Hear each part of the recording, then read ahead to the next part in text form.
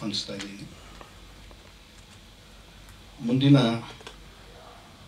ಈ ಒಂದು ಪತ್ರಿಕಾಗೋಷ್ಠಿ ಉದ್ದೇಶ ಒಂದು OTT ಮತ್ತು ವೆಬ್ ಸೀರೀಸ್ ಚಾನಲ್ಗಳ ಬಗ್ಗೆ, ಅನ್ಸೆನ್ಸಾರ್ಡ್ ಚಾನಲ್ಗಳ ಬಗ್ಗೆ ಒಂದು ಪತ್ರಿಕಾ ಹೇಳಿಕೆ ಆಲ್ರೆಡಿ ಡೆಲ್ಲಿನಲ್ಲಿ ಕೊಟ್ಟಿದ್ದೀವಿ ಮತ್ತು ಗೌರ್ಮೆಂಟ್ ಲೆವೆಲಲ್ಲೂ ಮಾತಾಡ್ತಾ ಇದ್ದೀವಿ. ಇದರಿಂದ ದೇಶದ ಎಲ್ಲ ನಿರ್ಮಾಪಕರಿಗೆ, ಚಲನಚಿತ್ರ ನಿರ್ಮಾಪಕರಿಗೆ ಮತ್ತು ಸಂಬಂಧಪಟ್ಟವರಿಗೆ, ಚಲನಚಿತ್ರ ಸಂಬಂಧಪಟ್ಟವರಿಗೆಲ್ಲರಿಗೂ ಒಂದು ಅನ್ಯಾಯ ಆಗ್ತಾ ಇರೋದನ್ನು ಪ್ರೊಟೆಸ್ಟ್ ಮಾಡಿ ಗೌರ್ಮೆಂಟ್ನ ನಮ್ಮ ಕಡೆಗೆ ಸೆಳೆಯಲು ಅಂದರೆ ಗೌರ್ಮೆಂಟ್ನ ಒಂದು ಏನು ನಡೀತಾ ಇದೆ ಅನ್ನೋದನ್ನು ತಿಳುವಳಿಕೆ ಮಾಡೋಕ್ಕೋಸ್ಕರ ಈ ಒಂದು ಪತ್ರಿಕಾಗೋಷ್ಠಿ ಕರೆದಿದ್ದೀವಿ. ತಮ್ಮೆಲ್ಲರಿಗೂ ಇದಕ್ಕೆ ಆರ್ಥಿಕವಾಗಿ ನಾನು ಬರಮಾಡ್ಕೊತಾ ಇದ್ದೀನಿ. Thank you. 23ನೇ ತಾರೀಕು ಡೆಲ್ಲಿಯಲ್ಲಿ ಒಂದು ದೊಡ್ಡ ಮಟ್ಟಕ್ಕೆ ಒಂದು ಪ್ರೆಸ್ ಮೀಟ್ ಮಾಡಿದ್ವಿ. ಮಾರ್ಚ್ 3ನೇ ತಾರೀಕು ಜಂತರ್ ಮಂತರಲ್ಲಿ ಒಂದು ಕಾರ್ಯಕ್ರಮ ಮಾಡ್ತಾ ಇದ್ದೀವಿ, ಸ್ಟ್ರೈಕ್ ಮಾಡ್ತಾ ಇದ್ದೀವಿ. ಅದ್ರ ಬಗ್ಗೆ ಒಂದು ಎಲ್ಲ ರಾಜ್ಯಗಳಲ್ಲಿ 13 ರಾಜ್ಯಗಳಲ್ಲಿ ಪ್ರೆಸ್ ಮೀಟ್ ಮಾಡ್ಕೊಂಡು ಬರ್ತಾ ಇದ್ದೀನಿ. ಲಾಸ್ಟ್ ಕರ್ನಾಟಕದಲ್ಲಿ ಮಾಡ್ತಾ ಇದ್ದೀನಿ. ಎಲ್ಲ ಸ್ಟೇಟ್ಗಳಲ್ಲಿ ಎಲ್ಲ ನಿರ್ಮಾಪಕರು ಸಂಘಟನೆಗಳು ಸಪೋರ್ಟ್ ಮಾಡಿದ್ದಾವೆ. ಕರ್ನಾಟಕದಲ್ಲಿ ಏನು ಸಪೋರ್ಟ್ ಮಾಡ್ತೀವಿ ನೀವೇ ನೋಡ್ತಾ ಇದ್ದೀರಿ, ನಿಮಗೆ ಗೊತ್ತಾಗುತ್ತೆ. ಅದರಲ್ಲಿ ನಮ್ಮ ನಿರ್ಮಾಪಕರು ನಾಗೇಶ್ ಅಣ್ಣ ಅವರು ಬಂದಿದ್ದಾರೆ, ಅವ್ರ ವೇದಿಕೆ ಮೇಲೆ ಕರೀತಾ ಇದ್ದೀನಿ, ಬರಬೇಕು. ಆಮೇಲೆ ನಮ್ಮ ಜೆ ಶ್ರೀನಿವಾಸ್ ಅವರು ಬಂದಿದ್ದಾರೆ, ಅವರು ಕೂಡ ವೇದಿಕೆ ಮೇಲೆ ಬರಬೇಕು. ಆಮೇಲೆ ಪಲ್ಲಕ್ಕಿ ಸರ್ ನನ್ನ ಗುರುಗಳು ಅವ್ರಿಗೆ ಸಪೋರ್ಟ್ ಮಾಡೋಣ ಅಂತ ಎಲ್ಲರೂ ಕರೆದಿದ್ದೀವಿ, ಯಾರು ಸಪೋರ್ಟ್ ಮಾಡ್ತಾ ಇಲ್ಲ. ಎಲ್ಲ ರಾಜ್ಯಗಳಲ್ಲಿ ಸುಮಾರು 1000ಕ್ಕೂ ಹೆಚ್ಚು ಜನ ನಿರ್ಮಾಪಕರು ಬರ್ತಾ ಇದ್ದಾರೆ ನನಗೆ ಮಾರ್ಚ್ 3ನೇ ತಾರೀಕು ಡೆಲ್ಲಿಯಲ್ಲಿ. ಇಲ್ಲಿ ನೋಡಿದ್ರೆ ಯಾರು ಒಂದು 10 ಜನ ಬಿಟ್ಟರೆ ಯಾರು ಕಾಣಿಸ್ತಾ ಇಲ್ಲ ನನಗೆ, ನಿಜವೂ ಗೊತ್ತಾಗ್ತಿಲ್ಲ ಏನಾಗ್ತಿದೆ ಅಂತ. ಅದ್ರ ಬಗ್ಗೆ ನನಗೆ ಮಾಹಿತಿ ನಮ್ಮ ನಾಗೇಶ್ ಕುಮಾರ್ ಅಣ್ಣ ಮಾತಾಡ್ತಾರೆ, ಅದ್ರ ಬಗ್ಗೆ ಮಾಹಿತಿ. OTTಗೆ ಸಿನಿಮಾಗಳು ಯಾರು ತಗೊಂತಾ ಇಲ್ಲ. ಈ ತರ ಯಾವುದು ಸೆನ್ಸರ್ ಆಗ್ತಿರೋ ಕಂಟೆಂಟ್ಗಳನ್ನ ಅಪ್ಲೋಡ್ ಮಾಡಿದ್ರೆ ಇವತ್ತಿನ ದಿನ 12-13 ವರ್ಷ ಮಕ್ಕಳಿಗೆಲ್ಲ ಕೈಲಿ ಮೊಬೈಲ್ ಇರುತ್ತೆ, ನೋಡ್ಬಾರ್ದೆಲ್ಲ ನೋಡ್ತಾ ಇದ್ದಾರೆ. ಕಂಟೆಂಟ್ಗಳು ಏನಿದೆ ಅಂದ್ರೆ ನೋಡೋಕ್ಕಾಗಲ್ಲ ಅಂತ ಕಂಟೆಂಟ್ಗಳೆಲ್ಲ ಹೋಗ್ತಾ ಇದೆ. ಅದ್ರ ಬಗ್ಗೆ ನಾನು ಒಂದು ದೊಡ್ಡ ಮಟ್ಟಕ್ಕೆ ಒಂದು ಸ್ಟ್ರೈಕ್ ಮಾಡೋಣ ಅಂತ ಹೇಳಿ ಮಾಡ್ತಾ ಇದೀವಿ. ಅದಕ್ಕೆಲ್ಲ ನಿರ್ಮಾಪಕರು, ನಿರ್ದೇಶಕರು, ನಮ್ಮ ಪತ್ರಕರ್ತರು ಸಪೋರ್ಟ್ ಬೇಕು. ಅದಕ್ಕೆ ಎಲ್ಲ ದಾಖಲೆಗಳು ಕೊಟ್ಟಿದ್ದೀನಿ. ಅದ್ರ ಬಗ್ಗೆ ನಾನು ಮತ್ತೆ ಇನ್ನೊಂದ್ಸಲ ಮಾತಾಡ್ತೀನಿ. ಇನ್ನೂ ಸರ್ ಬಂದ್ವಿ. ಮುಖ್ಯ ವಿಚಾರ ಏನಪ್ಪ ಅಂತಂದರೆ, ಈ ಸೆನ್ಸಾರ್ ಆಗದಿರೋ ಕಂಟೆಂಟ್ಗಳನ್ನ ಹಿಂಗೆ OTTಗೆ ಆಗ್ತಾ ಇದ್ದಾರೆ ಅಂತಕ್ಕಂಥದ್ದು ಮೊದಲನೇದಾಗಿ ನನಗೆ ಗೊತ್ತಿಲ್ಲ. ಇದಕ್ಕೆ ಪರ್ಮಿಷನ್ ಯಾವ ರೀತಿ ಆಗಿದೆ ಅಂತಕ್ಕಂಥದ್ದು ಕೂಡ ಗೊತ್ತಿಲ್ಲ. ಯಾವುದೇ ಒಂದು ಸಣ್ಣ ಯೂಟ್ಯೂಬ್ಗೆ ನಾವು ಅಪ್ಲೋಡ್ ಮಾಡಿದ್ರು ಕೂಡ ಅದಕ್ಕೆ ಏನಾದರೂ ಅಂದರೆ ಹಾರಿಬಲ್ ಆ ಥರದ್ದು ಏನೇ ಬೇರೆ ಇದ್ರೂ ಕೂಡ ಇಮಿಡಿಯೇಟ್ಲಿ ಅದು ಕಂಟೆಂಟ್ ಬ್ಲಾಕ್ ಆಗುತ್ತೆ. ಅಂಥದ್ರಲ್ಲಿ ಪ್ರಪಂಚದಾದ್ಯಂತ ನೋಡ್ತಾ ಇರ್ತಕ್ಕಂಥ ಅಫಿಷಿಯಲ್ ಆಗಿ ತೆಗೆದಿರ್ತಕ್ಕಂಥ ಈ ವೆಬ್ ಸೀರೀಸ್ಗಳಾಗ್ಬೋದು, ಇನ್ನೊಂದಾಗ್ಬೋದು, ಮತ್ತು ಈ ಸೆನ್ಸರಿಂದ ಹೆಂಗೆ ಈ ಪ್ಲಾಟ್ಫಾರ್ಮ್ಗಳಿಗೆ ಅಪ್ಲೋಡ್ ಆಗ್ತಾ ಇದೆ ಅಂತಕ್ಕಂಥದ್ದು ಒಂದು ಗೊತ್ತಿಲ್ಲ. ಆಮೇಲೆ ಸೆಂಟ್ರಲ್ ಈ ಸೆನ್ಸಾರ್ ಬೋರ್ಡ್ ಇದಕ್ಕೇನು ಮಾಹಿತಿ ಅಥವಾ ಇದೆಯಾ ಅವರಿಗೆ ಇಲ್ವಾ, ಜೊತೆಗೆ ಇದನ್ನ ಯಾರು ಕಂಟ್ರೋಲ್ ಮಾಡ್ತಾ ಇದ್ದಾರೆ ಅಂತಕ್ಕಂಥದ್ದು ಗೊತ್ತಿಲ್ಲ. ಇದನ್ನ ನೀವು ಇದರಲ್ಲಿ ಈ ವಿಚಾರವಾಗಿ ಯಾರನ್ನ ಭೇಟಿ ಮಾಡಿದ್ರಿ, ಹೆಂಗಾಗ್ತಾ ಇದೆ ಅಂತಕ್ಕಂಥದ್ದು ನಿಮ್ಗೆ ಮಾಹಿತಿ ಇದೆ ಸರ್? ಇದ್ರ ಬಗ್ಗೆ ಮಾಹಿತಿ ಆಕ್ಚುಲಿ ವೆಬ್ ಸೀರೀಸ್ಗಳನ್ನ ಡೈರೆಕ್ಟ್ ಆಗಿ ತಗೊಂತಾ ಇದ್ದಾರೆ ಈ OTT. ಹಾಗಲ್ಲ, ಈಗ ಪ್ರತಿಯೊಂದು ನಾವೇನು ಸಿನಿಮಾ ಮಾಡಬೇಕಾಗ್ಲಿ ಏನೇ ಮಾಡಬೇಕಾದ್ರೂ ಈಗ ನಾವು ಪ್ರದರ್ಶನಕ್ಕೆ ಇಡಬೇಕು ಅಂದಾಗ ನಾವು ಅದಕ್ಕೆ CBFC ಸರ್ಟಿಫಿಕೇಟ್, ಕೆಲವು ಕಂಟೆಂಟ್ಗಳಿಗೆ ಸೆನ್ಸರೇ ಬೇಡ ಅಂತ ಅಪ್ಲೋಡ್ ಮಾಡ್ಕೊಂತ ಇದ್ದಾರೆ ಸರ್. ಅಲ್ಲ, ಅದನ್ನ ಸೆಂಟ್ರಲ್ CBFC ಮುಂಬೈ ಕೂಡ ಮಾತಾಡಿದ್ದೀವಿ. ಇದಕ್ಕೆ ಯಾರು ಧ್ವನಿ ಎತ್ತಿಲ್ಲ, ನಾವು ಮಾಡ್ತಾ ಇದೀವಿ. ಅಂದ್ರೆ ನಾನು ಮುಖ್ಯವಾಗಿ ಏನ್ ಹೇಳ್ತೀನಿ ಅಂದ್ರೆ, ಈಗ ಅನ್ಸೆನ್ಸಾರ್ ವಿಚಾರವಾಗಿ ನನಗೆ ಪೂರ್ಣ ಮಾಹಿತಿ ಇಲ್ಲದೆ ಇರೋದ್ರಿಂದ ನಾನು ಅದ್ರ ಬಗ್ಗೆ ಹೆಚ್ಚಿಗೆ ಮಾತಾಡೋದಕ್ಕೆ ನನ್ನ ಹತ್ರ ಮಾಹಿತಿ ಇಲ್ಲ. ಜೊತೆಗೆ ನಾನು ಒಂದು ವಿಚಾರನ ಫೋನ್ ಹಿಡಿದ್ರೆ ನೋಡ್ಬಾರ್ದು ಕಂಟೆಂಟ್ಗಳು ನೋಡ್ತಾ ಇದ್ದಾರೆ. ಅಲ್ಲ, ಹಾಗಿದ್ರೆ ಮಾನದಂಡ ಸಿನಿಮಾಗಳು ಯಾವ ರೀತಿ ಮಾನದಂಡ? ಇಲ್ಲ, ನಾನು ಫಸ್ಟ್ ಹೇಳ್ತೀನಿ ನಿಮಗೆ, ಉದ್ದೇಶ ಒಳ್ಳೇದು ಅಂತ ಅದಕ್ಕೆ ಹೇಳಿದ್ದೆ. ಉದ್ದೇಶ ಒಳ್ಳೆಯ ಉದ್ದೇಶನೇ. OTT ಎಲ್ಲದಕ್ಕೂ ಸೆನ್ಸರ್ ಬರಬೇಕು, ಸಿನಿಮಾಗೆ ಬಂದಂಗೆ ಒಳ್ಳೇದೇ. ಆಸ್ ಈಗಿರುವಂಥ ರೂಲ್ಸ್ ಪ್ರಕಾರ, ಆಸ್ IT ಆಕ್ಟ್ ಪ್ರಕಾರ ಸೆನ್ಸಾರ್ ಇದ್ರ ಪ್ರಕಾರ ಅದ್ರಲ್ಲಿ ಬಂದಿಲ್ಲ. ಉದಾಹರಣೆಗೆ ಹಿಂಗ್ ಬಿಡದೇ ಇದ್ದಿದ್ದ ಕಾರಣಕ್ಕೋಸ್ಕರನೇ ಇದಕ್ಕೂ ಕಾನೂನು ತನ್ನಿ ಅಂತ ರಿಕ್ವೆಸ್ಟ್ ಮಾಡಿ. 100%. ಓಕೆ, ಸರಿ. ಯಾಕಂದ್ರೆ ಈಗ ಸಿನಿಮಾ ಮೇಕರ್ಸ್ ಅಷ್ಟೇ ಈ ಕಾನೂನು ಏನಕ್ಕೆ ಅಂತ ಆಗಿದ್ರೆ ನಾವು ಅನ್ಸೆನ್ಸಾರ್ ಬಿಡ್ತೀವಿ ಬಿಡಿ, ಹೆಂಗಿದ್ರೆ ನಮಗೂ ಸ್ವತಂತ್ರ ಇರಲಿ. ನಾವು ತುಂಬಾ ವಿಚಾರಗಳನ್ನ ಹೇಳ್ಬೇಕು ಅಂತಿದ್ವಿ, ನಮ್ಗೆ ಫಿಲ್ಟರ್ ಮಾಡ್ತಾರೆ, ಕತ್ರಿ ಹಾಕ್ಬಿಡ್ತಾರಲ್ವಾ. ಒಂದ್ ನಿಮಿಷ ಇರಿ ಸರ್, ಇದಕ್ಕೆ ಅತಿ ಹೆಚ್ಚು ಜನ ನೋಡ್ತಾ ಇರ್ತಕ್ಕಂಥ ಸಿನಿಮಾಗಳಿಗೆ ಸೆನ್ಸಾರ್ ಇಲ್ಲ ಅಂದಾಗ. ನಿಮಿಷ ಇರಿ ಸರ್, ನೀವು ಮಾಹಿತಿ ಇಲ್ಲ ಅಂತ ನೀವು ಇಬ್ರು ಅಲ್ಲಿ ಮಾತಾಡ್ಕೊಳ್ತಾ ಇದ್ರಲ್ಲ, ಅದಕ್ಕೆ ನಾನು ಹೇಳಿದ್ದೆ ಅವ್ರಿಗೆ ಅಷ್ಟೇ. ಅಲ್ಲ, ಈ ಮಾನದಂಡಗಳೇನು ಅನ್ನೋದು ನನಗೆ ಗೊತ್ತಿಲ್ಲ. ಅದಕ್ಕೆ ಹೇಳಿದ್ದು ಇಲ್ಲ, ಅದಕ್ಕೆ ಅಂಡರ್ಗೂ ಇಲ್ಲ ಅಂತ ಹೇಳ್ತಾರೆ. ಏನಾದ್ರು ಇಲ್ಲ, ಅದಕ್ಕಿಲ್ಲ. OTTಗೆ ಇಲ್ಲ ನಾಳೆ ಅಲ್ಲ ಅದನ್ನ ತಗೊಂಬನ್ನಿ ಅಂತ ನಾನು ರಿಕ್ವೆಸ್ಟ್ ಮಾಡ್ತಾ ಇದೀವಿ ಸರ್. ರಿಕ್ವೆಸ್ಟ್ ಮಾಡ್ತಾ ಅಲ್ಲಲ್ಲ ನಾನು ಸರ್ಕಾರದ ಜೊತೆಗೆ ನಾನು ಮಾತಾಡ್ತಿರೋದು, CBFC ಜೊತೆ ಮಾತಾಡ್ತಿರೋದು, ಸೆನ್ಸರ್ ತಗೊಂಬನ್ನಿ ಅಂತ. ಅದಕ್ಕೆ ನಾನು ಅವ್ರಿಗೆ ಕ್ಲಾರಿಫಿಕೇಶನ್ ಹೇಳ್ತಾ ಇದ್ದೀನಿ. Okay sir, right.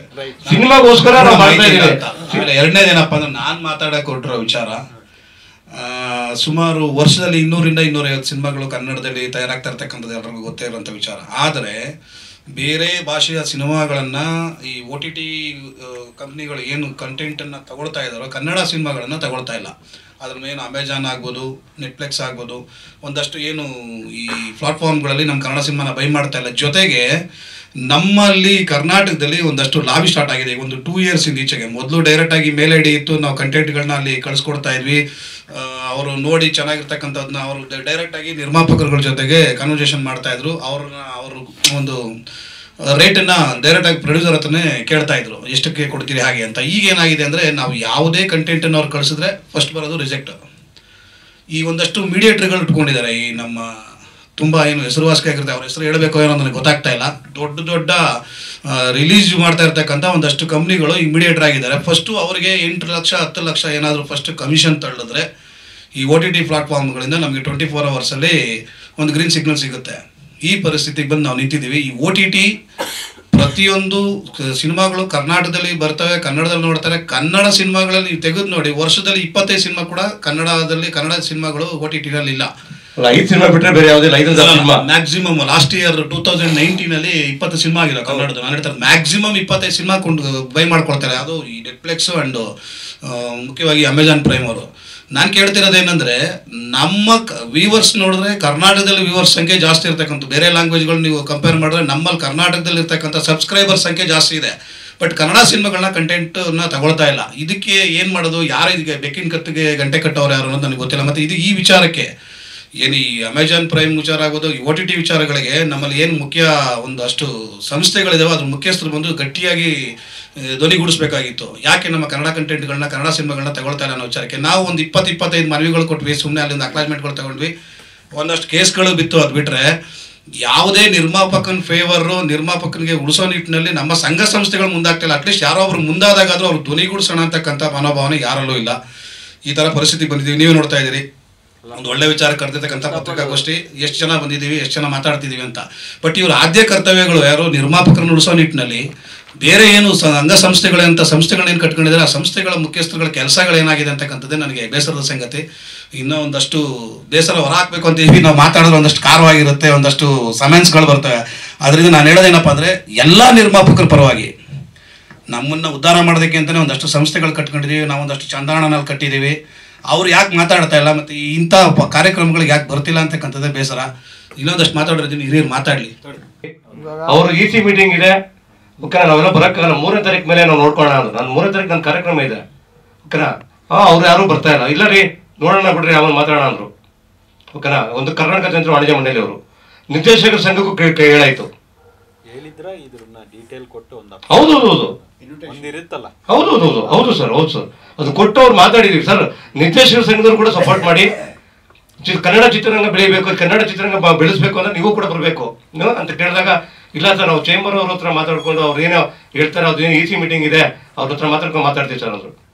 ಸರ್ ನಾನು ಕರ್ನಾಟಕ ತಂತ್ರ ವಾಣಿಜ್ಯ ಮಂಡಳಿಗೂ ಇಂಡಿಯನ್ ಫಿಲ್ಮ್ ಮೇಕರ್ ಅಸೋಸಿಯೇಷನ್ ಸಂಬಂಧ ಇಲ್ಲ sir.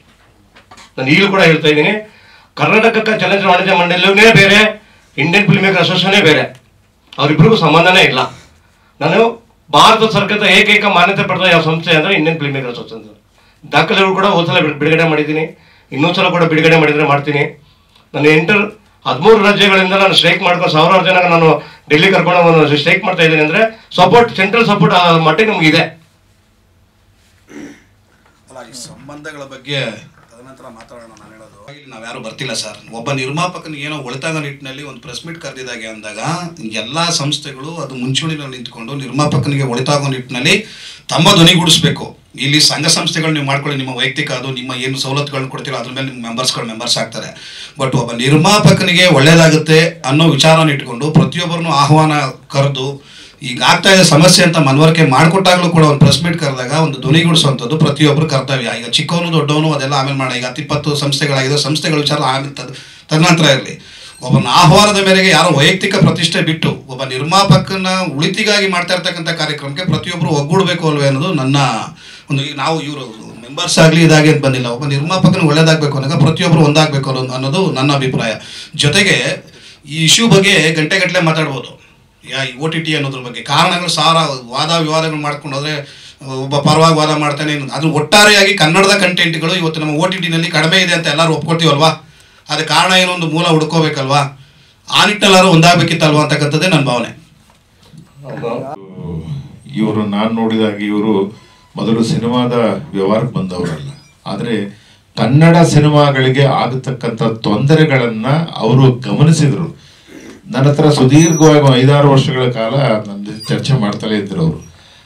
Indian film makers association ಇವತ್ತು ರಾಷ್ಟ್ರಾಧ್ಯಕ್ಷ ದಿಲೀಪ್ ಅಂತ ಏನಿದ್ದಾರೆ, ಅದು ದಿಲೀಪಿನ ಒಬ್ಬನ ಕೂಗಲ್ಲ, ಅದು ನಂದು ಧ್ವನಿ ಇದೆ, ಅದು ಪ್ರತಿಧ್ವನಿ ಆಗಬೇಕಾಗಿದೆ ಇವತ್ತು.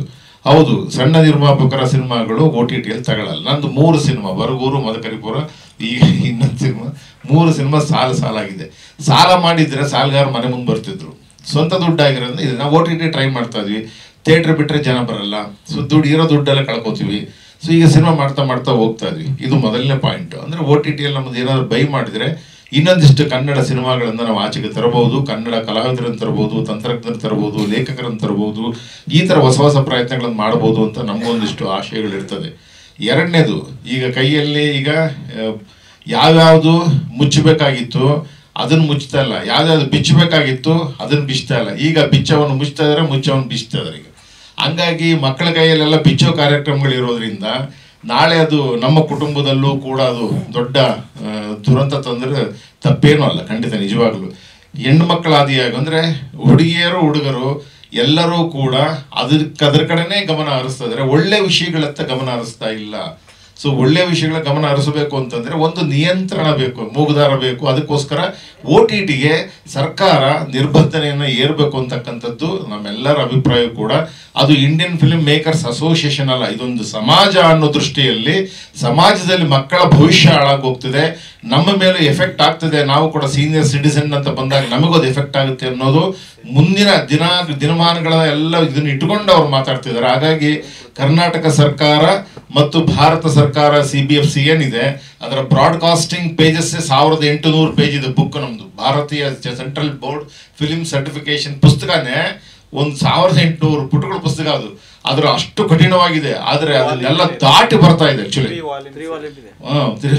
ಅದನ್ನು ದಾಟಿ ಬರ್ತಾ ಇದೆ ಅಂದ್ರೆ ನಿಮಗೆ ಮೈನ್ ಡೋರಲ್ಲೇ ಬರ್ತದೆ, ಬ್ಯಾಕ್ ಡೋರಲ್ಲಿ ಮೈನ್ ಡೋರಲ್ಲೇ ಬರ್ತದೆ. ಅದು ದುರಂತ. ಅದು ನಾವು ಒಳ್ಳೆ ಸಿನಿಮಾ ಮಾಡೋಕ್ಕಂತ ಹೋದಾಗ ಜನ ಬರಲ್ಲ. ನಾವು ಕೂಡ ಬಿಚ್ಚೋ ಸಂಸ್ಕೃತಿಯ ಕಡೆ ನಾವು ವಾಲ್ಬೇಕು, ಯಾಕಂದ್ರೆ ನಮ್ದು ತುಂಬ್ಕೋಬೇಕಲ್ಲ ಜೇಬ್ನ. ಅದನ್ನು ದಾಟಿ ನಾವು ಮಾಡಬಾರ್ದು. ನಾಳೆ ನಮ್ದು ಒಂದು ಕುಟುಂಬ ಇದೆ, ನಾಳೆ ನಮ್ಮ ಸೊಸೈಟಿ ನಮ್ಮನ್ನು ಬೈಯುತ್ತೆ, ನಮಗೆ ಬೇರೆ ಥರ ನೋಡ್ತಾರೆ ಅನ್ನೋ ಕಾರಣಕ್ಕೋಸ್ಕರ OTTಗೆ ಸೆನ್ಸಾರ್ ಏರಬೇಕು. ಇದಕ್ಕೆ ಸಂಪೂರ್ಣವಾಗಿ ನಾವು ಕೂಡ ನಮ್ಮ ಎಲ್ಲೆಲ್ಲಿ ಕರ್ನಾಟಕದ ಉದ್ದಗಲಕ್ಕೂ ಎಲ್ಲೆಲ್ಲಿ ನಾನು ಕನ್ನಡ ಕಟ್ಟೋ ಕೆಲಸದಲ್ಲಿ ವಿದ್ಯಾರ್ಥಿಗಳ ಸಿನಿಮಾ ಕರ್ಕೊಂಡ್ಬಂದೆ, ಅವರೆಲ್ಲರೂ ಕೂಡ ಅದರಲ್ಲಿ 4 ಸಿನಿಮಾ 3 ಸಿನಿಮಾ ಡೈರೆಕ್ಟರ್ ಆಗಿದ್ದಾರೆ. ಅವ್ರು ಯಾರೂ ರೀಮೇಕ್ ಮಾಡ್ತಾ ಇಲ್ಲ, ಅವರೆಲ್ಲರೂ ಕೂಡ ಕನ್ನಡ ಸಿನಿಮಾಗಳನ್ನೇ ಮಾಡ್ತಾ ಇರೋದ್ರಿಂದ ಈ ಕನ್ನಡ ಸಿನಿಮಾಗೆ ಒಂದಿಷ್ಟು ಪ್ರಚಾರ, ಈ ಥರದ ನಿರ್ಬಂಧಗಳನ್ನು ಏರ್ತಾ ಇದ್ದೀವಿ. ನಾವೆಲ್ಲರೂ ಕೂಡ ಕಠಿಣವಾಗಿ ಹೋರಾಟವನ್ನು ಮುಂದಿನ ತಿಂಗಳ 3ನೇ ತಾರೀಕು ನವದೆಹಲಿಯಲ್ಲಿ ಇದನ್ನು ಮಾಡ್ತಾ ಇದ್ದಾರೆ. ಭಾರತದಾದ್ಯಂತ ಇದೆಲ್ಲವೂ ಕೂಡ ಪ್ರತಿಧ್ವನಿ ಆಗಬೇಕು ಮತ್ತು OTTಗೆ ಸೆನ್ಸಾರ್ ಅಗತ್ಯ ಇರಲೇಬೇಕು ಅಂತಕ್ಕಂಥ ವಿಷಯಗಳನ್ನ ಹೇಳಿ ಮಾತುಗಳಿಗೆ ವಿರಾಮ ಹೇಳ್ತೇನೆ. ನಮಸ್ಕಾರ. Once again Indian film makers association ಎಲ್ಲರಿಗೂ ಕೂಡ ಒಳ್ಳೆಯದಾಗಲಿ. ಧನ್ಯವಾದಗಳು. ಅನ್ನೋ ಕಾರಣಕ್ಕೆ ಅದಕ್ಕೋಸ್ಕರ ಸಿನಿಮಾ ಮಾಡೋರು ಉಟ್ಕೊಂಡ್ಬಿಟ್ರು ಸರ್. ಈಗ ಅಲ್ಲ ಅದಕ್ಕೆ ನಾನು ಹೇಳ್ತೀನಿ ಸರ್, ಅಲ್ಲ ನಾನು ಹೇಳ್ತೀನಿ, ಅದಕ್ಕೂ ಕಾರಣ ಹೇಳ್ಬಿಡ್ತೀನಿ. ಅಲ್ಲ ಅವನೇನು ಮಾಡ್ತಾನೆ, ಅಲ್ಲಿ ಕ್ವಾಲಿಟಿ ಇಲ್ಲ ಅಂದರೆ ಕಳಪೆ ಸಿನಿಮಾಗಳು ತಗೊಂಡು ಬಿಸ್ನೆಸ್ ಮಾಡಿ ಬಂದರೆ ಬಿಸ್ನೆಸ್ ಮಾಡೋಕ್ಕೆ ಸುಮ್ಮನೆ ದುಡ್ಡು ಹಾಕೋಕ್ಕಲ್ಲ. ಕಳಪೆ ಬಂದ್ಮೇಲೆ ಅವ್ನು ಯಾಕೆ ಅದನ್ನು ಆ್ಯಕ್ಚುಲಿ ಇವತ್ತು 450ರಿಂದ 470 ಸಿನಿಮಾಗಳು ಸೆನ್ಸಾರ್ ಆಗ್ತಾ ಇದೆ. ತಮಗೂ ಗೊತ್ತಿದೆ ಅನ್ಕೊಂತೀನಿ ನಾನು. ಪ್ರತಿ ವರ್ಷ 450 470 ಸಿನಿಮಾ ಸೆನ್ಸಾರ್ ಆಗ್ತಾ ಇದೆ. ರಿಲೀಸ್ ಆಗೋ ಸಿನಿಮಾ 250 280 ಸಿನಿಮಾ ಪ್ರತಿ ವರ್ಷ ರಿಲೀಸ್ ಆಗ್ತಿರೋ ಸಿನಿಮಾಗಳು 250 280 ಸಿನಿಮಾಗಳು. ಸರ್ ಇದಕ್ಕೆ ಕಡಿವಾಣ ಹಾಕೋದಕ್ಕೆ 4-5 ಚೇಂಬರ್ಗಳಿದೆ ಸರ್. ಕಡಿವಾಣ ಹಾಕೋದಕ್ಕೆ 4-5 ಚೇಂಬರ್ಗಳಿದೆ. ಅವ್ರ ಮೇಲೆ ಇವ್ರ ಮೇಲೆ ಹೇಳ್ಬಾರ್ದು ಅಂತಲ್ಲ ನಾನು. ಕಡಿವಾಣ ಹಾಕೋದಕ್ಕೆ 4-5 ಚೇಂಬರ್ಗಳಿದೆ ಸರ್. ಅವ್ರ ಕ್ವಾಲಿಟಿ ಸಿನಿಮಾಗಳನ್ನ ಮಾಡೋಂಥ ಟೀಮ್ಗಳನ್ನ ಒಂದು ಕಮಿಟಿ ಮಾಡಲಿ. ಕಮಿಟಿ ಮಾಡಲಿ ಸರ್ ಅವರು. ಹೆಂಗ್ ಮಾಡ್ತೀರಾ ನೀವು? ನಾಳೆ ಸಿನಿಮಾ ಮಾಡ್ತೀರಾ ನೀವು? ಯಾರು? ನೀವು ಸಿನಿಮಾ ಮಾಡ್ತೀರಾ? ನೀವು ಕಳಪೆ ಸಿನಿಮಾ ಮಾಡ್ತೀರಾ, ಒಳ್ಳೆ ಸಿನಿಮಾ ಮಾಡ್ತೀರಾ? ಚೇಂಬರ್ ಗೊತ್ತಿರುತ್ತಾ ಸರ್? ಚೇಂಬರ್ ಇಲ್ಲ ಸರ್, ಚೇಂಬರ್ ಕೊಡ್ಬೇಕಾದ್ರೆ ಮುಂಚೆನೆ ನಾವು ತಿಳ್ಕೊಬೇಕು ಸರ್. ಹೆಂಗ್ ಗೊತ್ತಾಗುತ್ತೆ? ಮಾಡ್ಬೇಕು ಸರ್. ಮಟ್ಟದ ಸಿನಿಮಾಗಳನ್ನ ಅಲ್ಲಿ ಬೈ ಮಾಡ್ತಾ ಇದ್ದಾರೆ. ಅದು ಓನ್ಲಿ ಆಲ್ ಲ್ಯಾಂಗ್ವೇಜ್ ಸಿನಿಮಾ ಅನ್ನೋದಕ್ಕೆ ಮಾತ್ರ. ಇದು ತಮಿಳ್ ಸಿನಿಮಾ ಆದ್ರೆ ನೀವು ಅಲ್ಲಿ ಕಿತ್ತೋಗಿರೋ ಸಿನಿಮಾ ಮಾಡಿ. ಇಲ್ಲಿ ನಮ್ಮ ಕನ್ನಡ, ನಮ್ಮ ಆಡಿಯನ್ಸ್ ಕೂಡ ಹೇಗಾಗಿದೆ ಗೊತ್ತಾ ಸರ್, ತಮಿಳ್ ಬೋಲ್ಡ್ ಹಾಕಿದ್ರೆ ಅಲ್ಲಿ ಏನೋ ಇರುತ್ತೆ ಅಂತಕ್ಕಂಥದ್ದು. ನಮ್ಮ ಕನ್ನಡದ ಮೊನ್ನೆ ಶಾಕಾಹಾರಿ ಅಂತ ಒಂದು ಸಿನಿಮಾ, ಅದ್ಭುತವಾದ ಒಂದು ಸಿನಿಮಾ ಸರ್, ನಾನು ನೋಡಿದೆ. ಆದರೆ ಬೇರೆಯವ್ರಿಗೆ ಏನು ಇಷ್ಟ ಆಗಿದೆ ಗೊತ್ತಿಲ್ಲ. ಈ ಥರದ ಸಿನಿಮಾಗಳನ್ನು ಕೂಡ ನೀವು ಬೈ ಮಾಡೋದಕ್ಕೆ ಹಿಂದೆ ಮುಂದೆ ನೋಡ್ಕೊಂಡು ಕೂತ್ಕೊಂಡ್ರೆ, ಅಂದರೆ ನೀವು ಅಲ್ಲಿ ಬಂದಿರತಕ್ಕಂಥ ಕಂಟೆಂಟ್ ಓರಿಯೆಂಟೆಡ್ ಅಂತ ಏನು ಅನ್ಕೋತಾ ಇದ್ದೀರೋ ಆ ಸಿನಿಮಾಗಳನ್ನು ನೋಡಿ. ನಮ್ಮ ಕನ್ನಡದಲ್ಲಿ ಬಂದಿರತಕ್ಕಂಥ ಅಟ್ಲೀಸ್ಟ್ 250 ಸಿನಿಮಾಗಳಲ್ಲಿ 50 ಸಿನಿಮಾ ತಗೊಳ್ಳಿ ಬೇರೆ ಲ್ಯಾಂಗ್ವೇಜ್. ಅಲ್ಲ, ಒಂದು ಎರಡನೇದು ಒಳ್ಳೆ ಸಿನಿಮಾಗಳಿಗೂ ಹೇಗೆ ಏಟ್ ಬೀಳ್ತಾ ಇದೆ ಅಂತಂದ್ರೆ ಸರ್, ಇಲ್ಲಿ ನೇರವಾಗಿ ನಮ್ಮಲ್ಲಿ ಅವರು OTT ಅವ್ರನ್ನು ನಮ್ಮನ್ನ ಒಡಂಬಡಿಕೆಗೆ ತಗೊಂಡು ಸಿನಿಮಾ ಬೈ ಮಾಡುವಂಥ ಕೆಲಸ ಮಾಡ್ತಾ ಇಲ್ಲ. ಯಾವನು ಮಧ್ಯವರ್ತಿ 8 ರಿಂದ 10 ಲಕ್ಷ ರೂಪಾಯಿ ಮಧ್ಯ ಮಾತಾಡಿಕೊಂಡು ನಿರ್ಮಾಪಕರಿಂದ ಪಡ್ಕೊಳ್ತಾನೋ, ಅವ್ನು ಏನು ರೆಫರ್ ಮಾಡ್ತಾನೋ ಆ ಥರ ಸಿನಿಮಾಗಳು ಅಲ್ಲಿ ಕಂಟೆಂಟ್ ಹೋಗ್ತಾ ಇದೆ. ನಿಜವಾದ ನೈಜ ಸಿನಿಮಾಗಳಿಗೆ, ಆಡಿಯನ್ಸು ಮೆಚ್ಚಿದಂಥ ಸಿನಿಮಾಗಳು ಕಂಟೆಂಟ್ ಹೋಗ್ತಾ ಇಲ್ಲ. ಅಲ್ಲಿ ಯಾವನು ಲಂಚ ಕೊಡ್ತಾನೆ ಅಂತ ಮಧ್ಯವರ್ತಿಗಳನ್ನ ಬೆಳೆಸ್ಕೊಂಡಿರ್ತಕ್ಕಂಥದ್ದು ಕಂಪ್ನಿ. ಈಗ ನೇರವಾಗಿ ಬಂದು ನಿರ್ಮಾಪಕರು ಮಾತಾಡಿ ಒಳ್ಳೆ ಸಿನಿಮಾಗಳು ವ್ಯೂವರ್ಸ್ ಹೇಳ್ತಾರೆ, ನಾನು ಅದ್ರ ಬಗ್ಗೆ ಒಂದಷ್ಟು ಟಾಕ್ ಆಗಿರುತ್ತೆ, ಅಂಥ ಸಿನಿಮಾಗಳನ್ನ ಬೈ ಮಾಡ್ಬೋದಲ್ಲ. ಬೇರೆ ಲ್ಯಾಂಗ್ವೇಜ್ಗಳು ನಂಗೆ ಆಗ್ತಿಲ್ಲ. ಬೇರೆ ಲ್ಯಾಂಗ್ವೇಜ್ ಸಿನಿಮಾಗಳು 50 ಸಿನಿಮಾ ಇದ್ದಾಗ ನಮ್ಮ ಸಿನಿಮಾ ಬರೀ 10 ಸಿನಿಮಾ ಕೂಡ ಆಗ್ತಾ ಇಲ್ಲ. ಈ ವರ್ಷ ಆಗಿರ್ತಕ್ಕಂಥದ್ದು, ಈ ವರ್ಷ ಹೇಳ್ತಾರೆ ಬರೀ 2 ಸಿನಿಮಾ ಬಿಟ್ಟರೆ ಯಾವುದೂ ಆಗಿಲ್ಲ ಸರ್. ಈ ವರ್ಷ ಆಲ್ರೆಡಿ ಇನ್ನೇನು ಮಾರ್ಚ್ ಬರ್ತಾ ಇದೆ, ಅದು ಇನ್ನೂ ಹೋಗಿಲ್ಲ, ಮಾತುಕತೆನಲ್ಲಿದೆ ಅಂತ ಮಾಹಿತಿ. 2 ಸಿನಿಮಾ, ಒಂದು ವಿಜಯ ರಾಜ್ಕುಮಾರ್ ಅವ್ರದ್ದು, ಒಂದು ಶಾಕಾಹಾರಿ ಅನ್ನೋ ಸಿನಿಮಾಗಳು ಮಾತುಕತೆ ಕರೆದಿದ್ದಾರೆ. ಇನ್ನು ಪೂರ್ಣ ಇದು ಪ್ರಮಾಣದ ಮಾಹಿತಿ ನಮಗೆ ಗೊತ್ತಿಲ್ಲ. ಅಂದರೆ ಇನ್ನು 8 ತಿಂಗಳಲ್ಲಿ ಎಷ್ಟಾಗ್ಬೋದು ಸರ್? 5 ಸಿನಿಮಾ ಸಾಕ? 250 ಸಿನಿಮಾ ಬರೋ ಜಾಗದಲ್ಲಿ ನಾನು ಹೇಳ್ತಿರೋದು ಕಂಟೆಂಟ್ ಇರ್ತಕ್ಕಂಥ ಸಿನಿಮಾಗಳಲ್ಲಾದರೂ ತಗೊಂಡ್ರೆ ನಿರ್ಮಾಪಕರಿಗೂ ಒಂದಷ್ಟು ಒಳತಾಗುತ್ತೆ ಅಂತಕ್ಕಂಥದ್ದು ನಮ್ಮ ಭಾವನೆ. ನೀವು ಮಾಡಿ, ಬೇರೆ ಲ್ಯಾಂಗ್ವೇಜ್ ಸಿನಿಮಾಗಳು ತಗೊಳ್ಳೋದು ಬೇಡ ಅಂತಲ್ಲ. ಆದರೆ ಅತಿ ಹೆಚ್ಚು ವ್ಯೂವರ್ಸ್ ಇರ್ತಕ್ಕಂಥದ್ದು ಕರ್ನಾಟಕದಲ್ಲಿ ಬೇಕಾದ್ರೆ ತೆಗೆದು ನೋಡಿ. ಸಬ್ಸ್ಕ್ರೈಬರ್ ಇರ್ತಕ್ಕಂಥದ್ದು ಅವರಿಗೆ ನಮ್ಮ ಕನ್ನಡದವರು. ಆದರೆ ಲ್ಯಾಂಗ್ವೇಜ್ ಬೇಡ ಅವರಿಗೆ, ಕನ್ನಡ ಲ್ಯಾಂಗ್ವೇಜ್ ಬೇಡ. ಇದಕ್ಕೆ ಏನು ಹೇಳ್ತೀರಿ? ಇವತ್ತಿನ ದಿನ ಜಪಾನ್ ಫಿಲಮು ಹಂಗೆ ಬುಕ್ ಮೈ ಶೋ ತೆಗೆದು ನೋಡಿ, ಹೌಸ್ಫುಲ್ ಕಾಣ್ತಾ ಇದೆ ಜಪಾನ್ ಫಿಲಮು. ಅದೇ ಕನ್ನಡದ ಫಿಲಮ್ಮು ನಿಮಗೆ ಒಂದೇ ಒಂದು ಟಿಕೆಟ್ ಬುಕ್ ಆಗಿರೋದು 20 ವರ್ಷ. ಅಂದರೆ ಈ ಕರ್ನಾಟಕದಿಂದ ಸಬ್ಸ್ಕ್ರೈಬರ್ ಹೆಚ್ಚಾಗಿ ಹೋಗ್ತಿದ್ದಾರೆ. ಅವರು ಯಾವ್ಯಾವ ಭಾಷೆ ನೋಡ್ತಾ ಇದ್ದಾರೆ ಅಂದರೆ ಅವ್ರಿಗೆ ಬೇಕಾಗಿದ್ದ ಭಾಷೆನಲ್ಲಿ ನೋಡ್ತಾ ಇದ್ದಾರೆ. ಹಾಗಾಗಿ ಏನಂದರೆ ಈ ದೊಡ್ಡ ದೊಡ್ಡ OTT ಸಂಸ್ಥೆಗಳು ಕನ್ನಡದ ವ್ಯೂವರ್ಸ್ಗಳು ಇಷ್ಟೇ ಇದ್ದಾರೆ ಅಂತ ತಿಳಿದು ನಮ್ಮ ಒಂದಿಷ್ಟು ಫಿಲಮ್ಗಳನ್ನು ತಗೊಳ್ತಾ ಇಲ್ಲ. ಮತ್ತು ಬೇರೆ ಬೇರೆ ಕಾರಣಗಳು ಇವರು ಹೇಳಿದ್ರು ಅಲ್ವಾ. ಆಮೇಲೆ ಆ್ಯಕ್ಚುಲಿ ಕೇರಳದಲ್ಲಿ ಕೂಡ, ನಾನು ಕೇರಳ ರಾಜ್ಯದಲ್ಲಿ ಕೂಡ ಮಾತಾಡಿದ್ದಕ್ಕೆ, ಕೇರಳದಲ್ಲಿ ಒಂದು OTT ಚಾನಲ್ ಆಯಿತು ಗೌರ್ಮೆಂಟಿಂದ.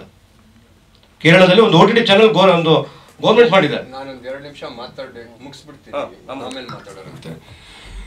ನಮಸ್ಕಾರ. ಈ ಕೋವಿಡ್ ಬರೋಕ್ಕಿಂತ ಹಿಂದಿಂದ ಅಂದರೆ ಆ ಒಂದು ಟೈಮು ಒಂದು ಬಜಾರ್ ಅಂತ ಆಯಿತು. ಆಗಿಂದ ನಾವು ಅನೇಕ ಕನ್ನಡದ ಪ್ರೊಡ್ಯೂಸರ್ಗಳು, ಡೈರೆಕ್ಟರ್ಗಳು ಒಂದು ಒಟ್ಟಿಗೆ ಸೇರಿದ್ವಿ. ಮೇ ಬಿ ಅದು 2019 ಕೊನೆಯಿಂದ. ಓಕೆ, 2020ರಲ್ಲಿ ಬಜಾರು ಆಯಿತು. ನಮ್ಮಂಥವ್ರು ಒಂದಿಷ್ಟು ಜನ ಒಟ್ಟಿಗೆ ಸೇರಿದ್ವಿ. ಆದಮೇಲೆ ಏನೇನು ಸಮಸ್ಯೆಗಳಿದೆ ಅನ್ನೋದನ್ನು ನಾವು ಆವಾಗ ಈ ವಾಟ್ಸಪ್ ಗ್ರೂಪ್ನಲ್ಲೋ ಅಥವಾ ಈ ರೀತಿ 1 to 1 ಬಂದು ಮಾತಾಡ್ತಾ ಇದ್ದೀವಿ. ಕಡಿಮೆ ಅಂದರೆ ಕನ್ನಡ ಫಿಲಮ್ ಇಂಡಸ್ಟ್ರಿನಲ್ಲಿ 1000 ಸಮಸ್ಯೆಗಳಿದ್ದಾವೆ. ಒಂದು ಸಮಸ್ಯೆ ಈ 5 ವರ್ಷದಲ್ಲಿ ಬಗೆಹರಿದಿರೋದು ನನಗೆ ಬಗೆಹರಿದಿಲ್ಲ. ಎಲ್ಲ ಕಡೆ ಹೋಗಿದ್ದೀವಿ. ನಾವು ಒಂದಿಷ್ಟು ಕಾರ್ಯಕ್ರಮ ಮಾಡಿದ್ವಿ. ಹೋದ 3 ತಿಂಗಳಲ್ಲಿ 2 ಸರಿ ಪ್ರೊಡ್ಯೂಸರನ್ನೆಲ್ಲ ಸೇರಿಸ್ಬಿಟ್ಟು ಒಂದು ಚಿಂತನ ಮಂಥನ ಅಂತ ಒಂದಿಷ್ಟು ಪಾಯಿಂಟ್ಗಳನ್ನು ಮಾಡಿದ್ವಿ. ಅದರಲ್ಲೂ ಬೇಕೇ ಆಗಿರ್ತಕ್ಕಂಥ ಅಂದರೆ ಒಬ್ಬ ನಿರ್ಮಾಪಕ ಫಸ್ಟ್ ಉಳಿದ್ರೆ ಇಡೀ ಚಿತ್ರರಂಗ ಉಳಿಯುತ್ತೆ ಅಂತ ಏನು ಹೇಳ್ತಾರೆ, ಅದರಲ್ಲೇ ನಾವು ಪಾಯಿಂಟ್ ಬರೆದ್ಬಿಟ್ಟು ಎಲ್ಲದೂ ಮಾಡಿ ನಮ್ಮ ಮಾತೃ ಸಂಸ್ಥೆ, ನಮ್ಮ ಕರ್ನಾಟಕ ಚಲನಚಿತ್ರ ವಾಣಿಜ್ಯ ಮಂಡಳಿ ಅಧ್ಯಕ್ಷರಿಗೆ ಕೊಟ್ಟಿದ್ದೀವಿ. ಮತ್ತು ಮನೆ ದಿನ ಹೋಗೂ ಸಹ ಕೇಳಿದ್ವಿ, ಸರ್ ಏನಾಯಿತು, ಇಷ್ಟೊಂದು ಸಮಸ್ಯೆಗಳಿದೆ, ನಿಮಗೆ ಕೊಟ್ಟಿರೋದು ಒಂದು 6ರಲ್ಲಿ ಯಾವ್ದಾರ ಒಂದಿಷ್ಟನ್ನು ಹೇಳಿ ಏನಾಗಿದೆ ಅಂತ. ಡೆಫಿನೆಟ್ಲಿ ಇನ್ನೂ ನಮಗೆ ಗೊತ್ತಾಗಿಲ್ಲ. ಯಾಕೆಂದರೆ ನಾನೊಂದಿಷ್ಟು ನೇರವಾಗಿ ಹೇಳಬೇಕು ಅಂದರೆ, ಯಾರೋ ಮೊನ್ನೆ ದಿನ ಒಂದು ವಿಡಿಯೋ ನೋಡಿದೆ, 5 ವರ್ಷದಲ್ಲಿ Kannada film industry almost complete ಸ್ಟೇಜಿಗೆ ಬರುತ್ತೆ ಅಂತ ಒಂದು ವಿಡಿಯೋ ಮಾಡಿ ಹಾಕಿದ್ರು. ಎಲ್ಲೋ ಒಂದು ಕಡೆ ನೋಡಿದಾಗ ನಾವು ನಮ್ಮನ್ನೇ ಬೆಳೆಸ್ಕೊಳಕ್ಕಾಗಿಲ್ಲ, ನಮ್ಮತನನೇ ನಾವು ಇಟ್ಕೊಳಕ್ಕಾಗಿಲ್ಲ ಅಂದಾಗ ಆ ಹುಡುಗ ಎಲ್ಲೋ ಹೇಳ್ತಾ ಇರೋದು ನಿಜ ಅಂತ ಅನ್ನಿಸ್ತಾ ಇದೆ. ಯಾಕೆ ಅಂದರೆ ಏನು ಕೆಲಸ ಆಗಿಲ್ಲ ಸರ್, ನಾನು ನೋಡ್ತಾ ಇದ್ದೀನಿ. ಇಲ್ಲಿ ಏನಾದ್ರು ಒಂದು ಕೆಲಸ ಆಗಿದೆ ಅನ್ನೋದು ಯಾರು ಒಬ್ಬರು ತೋರಿಸ್ಬಿಡ್ಲಿ, ಯಾವುದೇ ಆಗಿರ್ಬೋದು. ನಿಮಗೆ ಟೆಲಿಗ್ರಾಮ್ ತಗೊಳ್ಳಿ, ಇನ್ನೊಂದು OTT ತಗೊಳ್ಳಿ, ಫಿಲಮ್ ಬಿಡುಗಡೆ ಆಗತಕ್ಕಂಥ ಪ್ರಾಬ್ಲಮ್ಸ್ಗಳು ತಗೊಳ್ಳಿ. ಪ್ರಾಬ್ಲಮ್ಸ್ಗಳೇನು, 1000 ಪ್ರಾಬ್ಲಮ್ ನಾನೇ ಹೇಳ್ತೀನಿ. ನಾನು ಬರೆದು ಇಟ್ಟಿದ್ದೀನಿ, ಮೊನ್ನೆ ನಮ್ಮ ಶ್ರೀನಿವಾಸಕ್ಕೆ ಕಳಿಸಿದ್ದೆ, ನೋಡೋ ಇಷ್ಟು ಪ್ರಾಬ್ಲಮ್ ಬರೆದು ಇಟ್ಟಿದ್ದೀನಿ ಅಂತ. ಬರೀ ಪ್ರಾಬ್ಲಮ್ಸ್ ಇದೆ ಹೊರತು ಸಾಲ್ವ್ ಏನು ಆಗ್ತಾ ಇಲ್ಲ, ಯಾವುದೋ ಒಂದು ಸಾಲ್ವ್ ಆಗ್ತಾ ಇಲ್ಲ ಸರ್. ನನಗೆ ಗೊತ್ತಿರುವಂಗೆ ತಮ್ಗೆ ಯಾರಿಗಾದ್ರೂ ಇಂಥದ್ದು ಏನಾದ್ರು ಒಂದಿಷ್ಟು ಸಾಲ್ವ್ ಆಗಿದೆ ಅಂದರೆ ಬೇಕಾದ್ರೆ ಡೆಫಿನೆಟ್ಲಿ ಇಲ್ಲಿ ಹೇಳಿ. ನಾನು 5 ವರ್ಷದಿಂದ ಆಲ್ಮೋಸ್ಟ್ ನಾನು ನೋಡ್ತಾ ಇರೋದು ಅದೇ ಪರಿಸ್ಥಿತಿನಲ್ಲಿದೆ, ಅದಕ್ಕಿಂತ ಕೆಳಗಡೆ ಹೋಗ್ತಾ ಇದ್ದೀವಿ ಹೊರತು ಒಂದೇ ಒಂದು ವಿಚಾರದಲ್ಲಿ ಮೇಲ್ ಬರ್ತಿಲ್ಲ.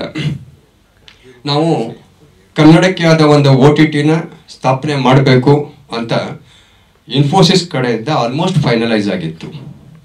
ಕೋವಿಡ್ ಟೈಮ್ನಲ್ಲಿ ಎಲ್ಲ ಆಯ್ತು, ಇನ್ನೇನು ಒಂದು ಪ್ರೆಸ್ ಮೀಟ್ ಮಾಡಿಬಿಟ್ಟು ನಾವು ಅನೌನ್ಸ್ ಮಾಡೋದು ಅನ್ನೋ ಸ್ಟೇಜಿಗೆ ಬಂದಿದ್ದು ಟಪಕ್ ಅಂತ ಅವನ ಒಬ್ಬ ಕಾಲಿಡ್ದ, ಮುಗ್ದೋಯ್ತು ಅಲ್ಲಿಗೆ. ತಮಿಳ್ನಾಡಿನವ್ರಿಗೆ OTT ಇದೆ, ತಮಿಳ್ನಾಡಿನವ್ರಿಗೆ TV ಚಾನಲ್ಸ್ಗಳಿದ್ದಾವೆ, ಆಂಧ್ರದವ್ರಿಗಿದೆ, ಅವ್ರದ್ದು OTT ಇದೆ. ಮಲಯಾಳಂ ಒಂದು ಚಿಕ್ಕ ರಾಜ್ಯ ಆದರೂ ಸಹ ಅಲ್ಲೂ ಒಂದು 10 TV ಚಾನಲ್ಗಳಿದ್ದಾವೆ. ಇನ್ನು ನಾರ್ತದ್ದು ಕೇಳೋದೇ ಬೇಡ, ಅಷ್ಟು TV ಚಾನಲ್ಗಳಿದ್ದಾವೆ, ಅಷ್ಟು OTTಗಳಿದ್ದಾವೆ. ಅವರಿಗೆ ಸಣ್ಣ ಸಣ್ಣ OTTನೇ ಆಗಿರ್ಬೋದು, ಏನೋ ತಗೊಳ್ತಾರೆ. ಇವತ್ತಿನ ದಿನ ನಮ್ಮ ಕನ್ನಡ ಫಿಲಮ್ ಇಂಡಸ್ಟ್ರಿನ ಯಾವ ಲೆವೆಲ್ಗೆ ನಾವು ತಂದು ನಿಲ್ಸಿದ್ದೀವಿ ಅಂದರೆ 2 ಲಕ್ಷಕ್ಕೆ ಫುಲ್ ಫಿಲಮ್ ತೊಗೊಂಡು ಹೋಗುವಂತ ಕೊಟ್ಟು ಕಳಿಸಿದ್ರು. 1 ಲಕ್ಷಕ್ಕೂ ಬಂದಿದೆ, 50,000ಕ್ಕೂ ಬಂದಿದೆ. ಒಂದಿಷ್ಟು ಜನ ಅನ್ಕೊಳ್ತಾರೆ ಏನ್ ಇವರು ಸುಮ್ಮನೆ ಮಾತಾಡ್ತಿದ್ದಾರೆ ಯಾಕೆ ಬೇಕು ಅಂತ. ರೀ, ನಮ್ಮ ಇಂಡಸ್ಟ್ರಿನ ಉಳಿಸ್ಕೊಳ್ಬೇಡ್ವಾ? ಇನ್ನೊಂದು ಆಯ್ತು ಸರ್, ಇವಾಗ ನಾವೆಲ್ಲ ಇದೀವಿ, ನಮ್ಮ ಮಕ್ಕಳು ನೋಡ್ಬಿಟ್ಟಿದ್ದಾರೆ, ಇನ್ನೊಂದು 50 ವರ್ಷದವರೆಗೆ ಒಂದು ಕನ್ನಡ ಫಿಲಮ್ ಇಂಡಸ್ಟ್ರಿ ಅಂತ ನಮ್ಮ ಜೊತೆ ಇರೋದು ಬೇಡವಾ? ಇಲ್ಲಿ ಏನು ಆಗ್ತಾ ಇಲ್ಲ. ನನಗೆ ಕಂಡಾಗೆ ಒಬ್ಬ ಹೊಸ ಹೀರೋ ಬಂದಿರೋದು, ಹೊಸ ಸ್ಟಾರ್ ಬಂದಿರೋದೇ ನನಗೆ ಕಾಣ್ತಾ ಇಲ್ಲ. ಇವಾಗ ಫಿಲಮ್ಗಳು ಬರ್ತಾವೆ, ಸೊ ಶುಕ್ರವಾರ ಫಿಲಮ್ ರಿಲೀಸ್ ಆಗ್ತಾವೆ, ಅದು ಭಾನುವಾರಕ್ಕೆ ಅದ್ರ ಕತೆ ಮುಗ್ದಿರುತ್ತೆ, ಮಾರ್ನಿಂಗ್ ಶೋಗೆ ಮುಗ್ದಿರುತ್ತಲ್ವಾ ಸರ್?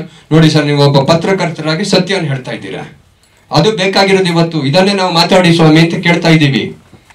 ಬನ್ನಿ ಸರ್, ಇಷ್ಟು ಸಮಸ್ಯೆಗಳಿದೆ, ಕರೀರಿ, ಬರ್ತೀವಿ. ನಾವು ಬಂದಿಲ್ವಾ ಇವಾಗ? ನಾನು 18 ಕಿಲೋಮೀಟರ್ ದೂರದಿಂದ ಇಲ್ಲಿಗೆ ಯಾಕೆ ಬಂದೆ? ಇವಾಗ ಒಂದಿಷ್ಟು ಎಲ್ಲರಿಗೂ ಗೊತ್ತಾಗ್ಲಿ, ಇವ್ರು ಏನೋ ಒಂದು ಮಾಡ್ತಾ ಇದ್ದಾರೆ ಅಂದಾಗ ಇಂಥ ಒಂದು OTT ವಿಚಾರವಾಗಿ ಜನರಿಗೆ ಗೊತ್ತಾಗ್ಬೇಕು, ದೊಡ್ಡವ್ರು ಬರಬೇಕು. ಬರೋದಿಲ್ಲ ಅಂತಾರೆ. ಈ ಸಮಸ್ಯೆಗಳು ಏನು ನೀವು ಡೆಲ್ಲಿನಲ್ಲಿ ಮಾಡಕ್ ಹೋಗ್ತಿದ್ದೀರಾ, ಡೆಲ್ಲಿನಲ್ಲಿ ಡೆಫಿನೆಟ್ ಆಗಿ ನಿಮ್ಗೆ ಗೆಲುವು ಸಿಗುತ್ತೆ. ಆದ್ರೆ ಕರ್ನಾಟಕದಲ್ಲಿ ಸಿಗಲ್ಲ ಸರ್. ನಾನು ಮೊನ್ನೆ ಬೆಳಿಗ್ಗೆ ಕೇರಳದಲ್ಲಿ ಪ್ರೆಸ್ ಮೀಟ್ ಮಾಡಿದೆ ಸರ್. ಒಂದು 750 ಜನ ಬಂದಿದ್ರು ಸರ್ ಪ್ರೆಸ್ ಮೀಟ್ಗೆ. 750 ಬೇಡ ಸರ್, 75 ಜನ ಬಂದ್ರೆ ಇಟ್ ಇಸ್ ಸಕ್ಸಸ್ಫುಲ್. ನಾನು ನಿಜ ಹೇಳ್ತಾ ಇದ್ದೀನಿ. ಈಗ ಹೈದರಾಬಾದ್ 4 ಗಂಟೆ ನಡೀತಾ ಇದೆ, ಅದು ಲಿಂಕ್ ಕಳಿಸ್ತೀನಿ ನೋಡಿ, ಎಷ್ಟು ಜನ ನಿರ್ಮಾಪಕರಿದ್ದಾರೆ, ಎಷ್ಟು ಜನ ಅಲ್ಲಿ ಸಪೋರ್ಟ್ ಮಾಡ್ತಿದ್ದಾರೆ. ಅಂದ್ರೆ ತೆಲಂಗಾಣ ಫಿಲಿಂ ಚೇಂಬರ್ ಕೂಡ ಸಪೋರ್ಟಿಂಗ್ ಇನ್ IFMA. ಅಂದ್ರೆ ಇಲ್ಲಿ ಏನಾಗಿ ನಾವೇನು ಇವಾಗ ನಾವ್ ಇಲ್ಲಿ ಬಂದು ಕೂತಿರೋದು ನಿಮ್ಮ IFMA ಅಂತಲ್ಲ, ಫಿಲಂ ಇಂಡಸ್ಟ್ರಿ ಎಲ್ಲ ಒಂದು ಪರವಾಗಿ ನಿರ್ದೇಶಕರು ಬೆಳಿಬೇಕು, ಇಲ್ಲಿ ನಿರ್ಮಾಪಕರು ಬೆಳಿಬೇಕು, ಹೊಸ ಕಲಾವಿದರು ಬರಬೇಕು. ಏನೂ ಆಗ್ತಾ ಇಲ್ಲ ಇಲ್ಲಿ. ಒಬ್ಬ ಹೊಸ ಮ್ಯೂಸಿಕ್ ಡೈರೆಕ್ಟರ್ ಬಂದಿರೋದು ನನಗೆ ಗೊತ್ತಾಗ್ತಿಲ್ಲ, ಒಬ್ಬ ಫೈಟ್ ಮಾಸ್ಟರ್ ಬಂದಿರೋದು ಗೊತ್ತಾಗ್ತಾ ಇಲ್ಲ. ಯಾವುದೋ ಒಂದಿಷ್ಟು ದೊಡ್ಡ ಸಂಸ್ಥೆಗಳಲ್ಲಿ ಮಾತ್ರ ಕಾಣ್ತಾ ಇದ್ದಾವೆ ಅನ್ನೋದು ಬಿಟ್ರೆ 230 ಫಿಲಮ್ ಹೋದ ವರ್ಷ ರಿಲೀಸ್ ಆಗಿರೋದು. ನೀವೇ ಹೇಳ್ತಿದ್ದೀರಲ್ಲ, ಯಾವ್ಯಾವ OTTಗೆ ಹೋಗಿದೆ ತೋರಿಸ್ಲಿ.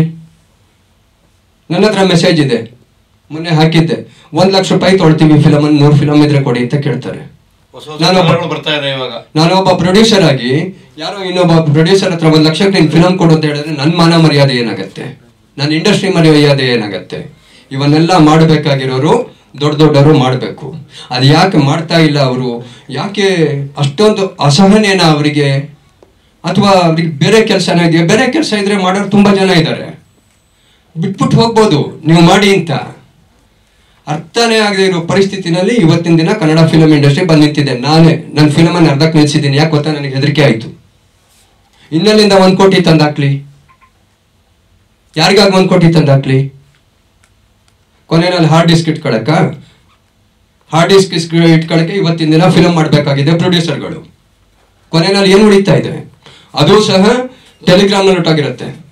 ನನ್ನ ಫಿಲಮ್ ಸೂಪರ್ ಆಗಿದೆ ಅಂತ ಬಂತು ರಿಪೋರ್ಟು 1 ಗಂಟೆ ಟೆಲಿಗ್ರಾಮ್ನಲ್ಲಿದೆ, ಅದಕ್ಕೆ 2 ಲಕ್ಷ ಕೊಡು. ಅಲ್ಲ ಅದೇನು ಅರ್ಥ ಆಗಂಗೆ ಹೇಳಿ, ಏನಂದ್ರೆ ಹಾಕೋದು ಅವರೇ ಸರ್ ದುಡ್ಡು ಅವ್ರೆ ನಾನು ಕೇಳ್ತಾರೆ, ಸರ್ ಡಿಲೀಟ್ ಮಾಡ್ಬೇಕಾ 2 ಲಕ್ಷ ಕೊಡಿ ಫಸ್ಟು. ನಾನು ಅಲ್ಲೇ ಕೂತಿದ್ದೀನಿ, ಗಜಾನನ ಬೆಳಿಗ್ಗೆ ರಿಲೀಸ್ ಆಗಿದೆ, ಮಧ್ಯಾಹ್ನ 2 ಗಂಟೆಗೆ ಇದ್ರಲ್ಲಿ ಬಂದೈತೆ. ಅಲ್ಲ ಅವ್ನು ಯಾಕೆ ನೀವು ಅರೆಸ್ಟ್ ಮಾಡಿಸ್ಬಾರ್ದು? ಯಾರನ್ನ ಅಂತ ಹುಡುಕ್ತೀರಾ ಸರ್? ಫೋನ್ ಮಾಡಿದ್ರೆ ದುಡ್ಡು ಕೇಳ್ತಾನಲ್ಲ ಅವ್ನು. ಸರ್ 250 ಲಿಂಕ್ ಅಫಿಷಿಯಲ್ ಆಗಿ ಕೇಳ್ತಾರೆ ಸರ್.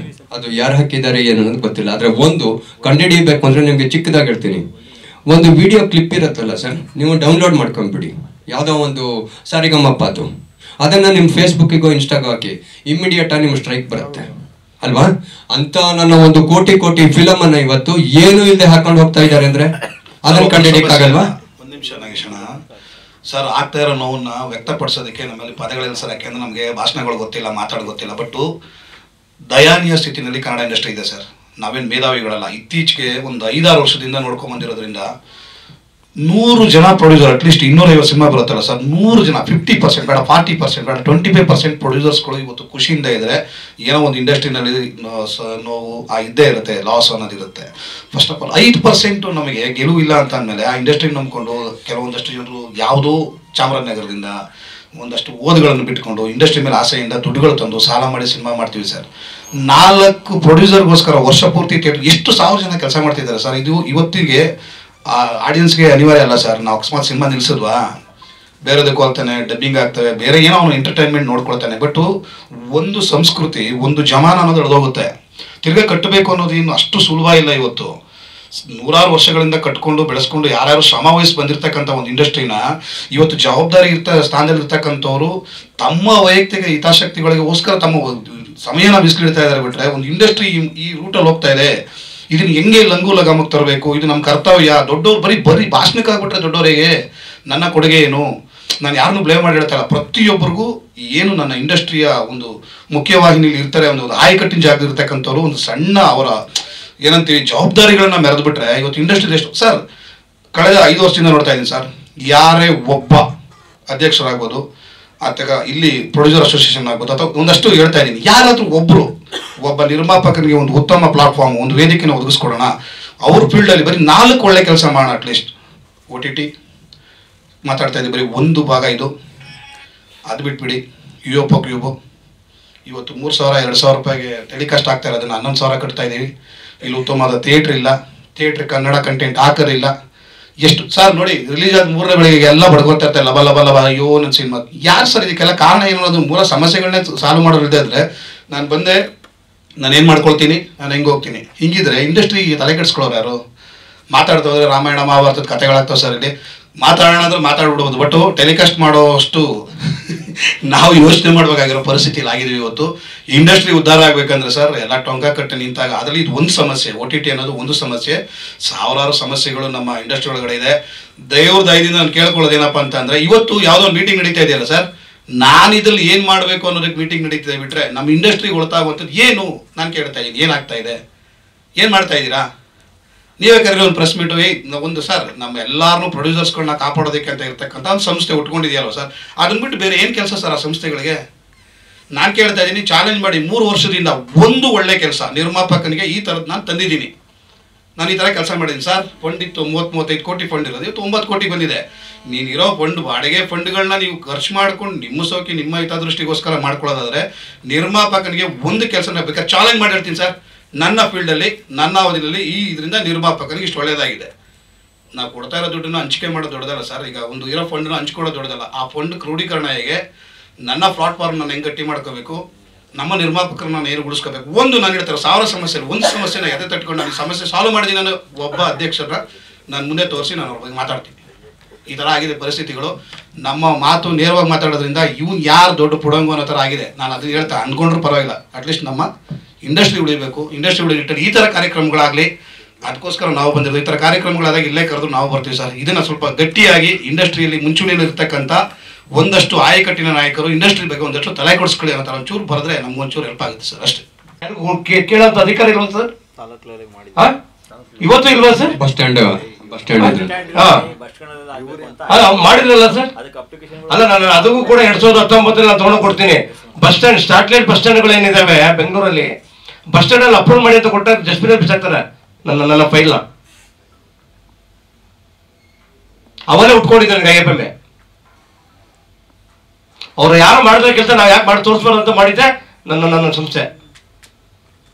ಸುಮಾರು ಯೋಜನೆಗಳಿದೆ ಸರ್, ಸಾವಿರಾರು ಕೋಟಿ ಫಂಡ್ಸ್ ಬರ್ತಾ ಇದೆ ಸರ್. ಆ ಫಂಡ್ಸ್ ಎಲ್ಲ ಏನಾಗ್ತಿದೆ ಸರ್? ಚಿತ್ರರಂಗ ಸಾವಿರಾರು ಕೋಟಿ ಇದೆ ಸರ್. ದಿಲೀಪ್, ಸಾವಿರಾರು ಕೋಟಿ ಫಂಡ್ಸ್ ಓಕೆ ಗುರು, ಒಂದು ಸಬ್ಸಿಡಿ ಕೊಡ್ಸ್ಬಿಟ್ರಪ್ಪ. ಒದಾಡ್ತಿದಾರಲ್ಲ ಎಲ್ಲಾರು. ಅಲ್ಲಲ್ಲ, ಇವತ್ತಿಂದ ಅಲ್ಲ, ಸಬ್ಸಿಡಿ 2018 ಸ್ವಲ್ಪ ನಿಂತಿದೆ, 19 ಇದೆ.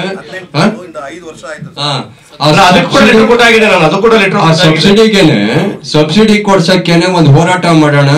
ನಮಗಲ್ಲ ಸರ್, ಎಲ್ಲ ನಮ್ಮ ಪ್ರೊಡ್ಯೂಸರ್ಗಳಿಗೆ 120 ಜನ ₹1 ತಗೊಂಡೋಗಿಲ್ಲ. ಮನೆಗೆ 10 ಲಕ್ಷ ರೂಪಾಯಿ ಬಂದ್ರೆ ಏನೋ ಆಗತ್ತೆ ಅಂದ್ರೆ ಯಾರು ಬರೋದಿಲ್ಲ ಇಲ್ಲಿ. ಯಾಕೆ ಬರೋದಿಲ್ಲ ಅಂತ ಗೊತ್ತಾಗಲ್ಲ.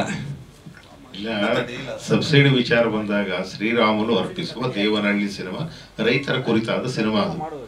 ಅದು ಸೆನ್ಸರ್ ಆಗಿ ಸಿನಿಮಾ ಸಬ್ಸಿಡಿ ಬಂದಾಗ ನೇರವಾಗಿ ಸಬ್ಸಿಡಿಯ ಅಂದಿನ ಸೆಲೆಕ್ಷನ್ ಕಮಿಟಿ ಅಧ್ಯಕ್ಷರು ಒಬ್ರು ಕೆಳಗಡೆ ಇರೋ ಡೈರೆಕ್ಟರ್ಗೆ ಹೇಳಿದ್ರು 5 ಲಕ್ಷ ಕೊಟ್ರೆ ಮಿಕ್ಕಿ ದುಡ್ಡು ಕೊಡ್ತೀನಿ ಅಂತ. ನಾನು ಹೇಳಿದೆ ದುಡ್ಡು ಕೊಡ್ದಿದ್ರು ಬೇಡ, ನಾವು ಅದಕ್ಕೆ ಸಪೋರ್ಟ್ ಮಾಡಲ್ಲ ಅಂತ ಹೇಳಿದ್ವಿ. ದೇವನಹಳ್ಳಿ ಸಿನಿಮಾ ಸಬ್ಸಿಡಿನೇ ಬರಲಿಲ್ಲ. ಸೊ ಸಬ್ಸಿಡಿ ಬಿಡ್ರಿ, ಸಬ್ಸಿಡಿ ಈಗ ಮಾರುಕಟ್ಟೆಯಲ್ಲಿ ಮಾರಾಟಕ್ಕೆ ನಿಂತ್ಕೊಂಡ್ಬಿಟ್ಟಿಲ್ಲ. ಏನಾಗಿದೆ ಅಂದ್ರೆ ಅಲ್ಲ, IAS ಅಧಿಕಾರಿಗಳು ಕೂಡ ಇನ್ಕ್ಲೂಡ್ ಆಗಿದ್ದಾರೆ. ಕರಪ್ಷನ್ ಬಗ್ಗೆ ಮಾತಾಡಬೇಕು ಅಂದ್ರೆ ನೇರವಾಗಿ ಮಾತಾಡ್ತೀವಿ. ಕರಪ್ಷನ್ ಫೈಟ್ ಮಾಡ್ಕೊಂಡು ಬಂದಿದ್ದು ಚಲನಚಿತ್ರ ವಾಣಿಜ್ಯ ಮಂಡಳಿಯಲ್ಲಿ ಏನ್ ಕೆಲಸ ಆಗ್ತಿದೆಯೋ ಸಾಸಿವೆ ಕಾಳಷ್ಟು ಕೆಲಸ ಆಗ್ತಿಲ್ಲ. ಅದು ಬರ್ಕೊಡ್ತೀನಿ ನನಗೆ. ಇನ್ನು ಉಳಿದ ಸಣ್ಣ ಪುಟ್ಟ 3,000-3,500 ಒಂದು ಕಾರ್ಡ್ ಕೊಡ್ತಿದ್ದಾರೆ IMF ಅವರು, ಇನ್ನೊಂದು ಸಂಘದವ್ರು. ನಿಜವಾಗ್ಲೂ ಅವ್ರನ್ನ ಅಪ್ರಿಷಿಯೇಟ್ ಮಾಡ್ಬೇಕು. ದೂರದ ಗುಲ್ಬರ್ಗ, ಬಿಜಾಪುರ ಅಲ್ಲಿಂದ ಬರ್ತದಾರಲ್ಲ, ಆ ಹುಡುಗನ ಬಂದಾಗ ಅವರಿಗೆ 1 ವರ್ಷ ಕೆಲಸ ಕೊಡ್ತೀನಿ, ಅವ್ರಿಗೊಂದು ಕಾರ್ಡ್ ಕೊಡ್ತೀನಿ, ಮಿಕ್ಕಿದ್ದೇನ ಮಾಡ್ಕೊ ಹೋಗಪ್ಪ ಅಂತ ಕಳಿಸ್ತೀನಿ. ಅದು 3,000 ರೂಪಾಯಿ. ಇವ್ರಿಗೆ ನಾವು 49,000 ಕಟ್ಟಿ ಒಂದು ಮಾಡಿಸ್ಬಿಟ್ಟು ನೇತಾಡ್ಬೇಕು, ಜೋತಾಡ್ಬೇಕು ಹಂಗಾಗಿದೆ ಕಾರ್ಯಕ್ರಮ. ಒಂದು ಟೈಟಲ್ ಇದಕ್ಕೆ ಮಂಜುನಾಥ್ಗೆ ಹೋಗ್ಬಿಟ್ಟು ಕೊಳಪಟ್ಟು ಹಿಡ್ಕೋಬೇಕು ಹಂಗಾಗಿದೆ ಪರಿಸ್ಥಿತಿ. ಅಲ್ಲಿ ಇರ್ತಕ್ಕಂಥ ಒಬ್ಬ ಟೈಟಲ್ ಇದನ್ನ ಕೊಡಕ್ ಅಪ್ಲಿಕೇಶನ್ಗೆ ಅವನು ಕಲೆಕ್ಟರ್ಗೆ ಅಷ್ಟು ಮಾಡಲ್ಲ, ಅಷ್ಟು ದೊಡ್ಡ ಡಿಕ್ಟೇಟರ್ಶಿಪ್ ಮಾಡ್ತಾನೆ ಮಂಜು. ಅವ್ನು ನೇರವಾಗಿ ಹೇಳಿದೀನಿ, ಇವಾಗ ನಡೆಯಲ್ಲಪ್ಪ ಇವೆಲ್ಲ ಬಿಡುಬಿಡು, ನಾವು ಎಳ್ಬಿಡ್ತೀವಿ ಹೊರಗಡೆ ನೋಡು ಅಂತ ಹಿಂಗೆ ಹೇಳಿದ್ವಿ ನಾವು. ಅಂದ್ರೆ ಅಲ್ಲಿ ಕೂತವರು ಆರಾಮ್ಸೆ ಕೂತಿದ್ದಾರೆ. ಇಲ್ಲಿ ನಾವೇನು ಸುಮ್ಮನೆ ನೇತಾಡೋ ಜೋತಾಡೋ ಕಾರ್ಯಕ್ರಮದಲ್ಲಿ ಅದಕ್ಕೆ ಒಂದೇನು ಅಂದ್ರೆ ನೇರವಾಗಿ ಎಲ್ಲದೂ ಕೂಡ ಕಾರ್ಯಕಲ್ಪಕ್ಕೆ ತರೋ ಕೆಲಸಗಳಾದ್ರೆ ಇದಾಗುತ್ತಿಲ್ಲ. ಅಂದ್ರೆ ಮಾತಾಡೋದ್ರಿಂದ ಏನಾಗಲ್ಲ, ಮಾಡೋದ್ರಿಂದ ಕೆಲಸ ಆಗುತ್ತೆ ಅಷ್ಟೊಂದು ಹೇಳಬಲ್ಲೆ.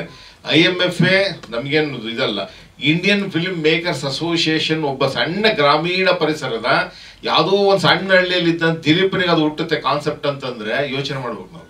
ಅವನು ಹುಟ್ಟಿದೆ ಅದು ನೋಡಿ, ಅದು ಅವನು ಹೋಗಿ ಓಡಾಡಿ ಹೋರಾಟ ಮಾಡಿ ಸಿನಿಮಾ ದೊಡ್ಡದು ಮಾಡ್ಬೇಕು ಅಂತ ಬಂದವನೇ.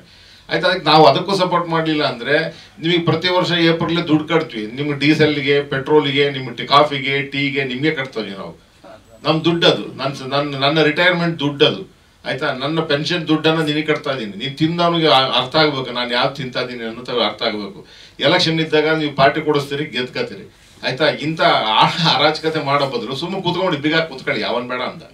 ಆಯ್ತಾ, ಮಾಡಂಗಿದ್ರೆ ಇಲ್ಲ ಅಂದ್ರೆ ನೇರವಾಗಿ ವಾರ್ತಾ ಇಲಾಖೆಗೆ ಒಂದು ಬೀಗ ಹಾಕಿ, ಕನ್ನಡ ಸಂಸ್ಕೃತಿ ಇಲಾಖೆ ಒಂದು ಬೀಗ ಹಾಕಿ, ಅಷ್ಟು ಬಿಟ್ರೆ ಇನ್ನೇನು ಆಗಲ್ಲ.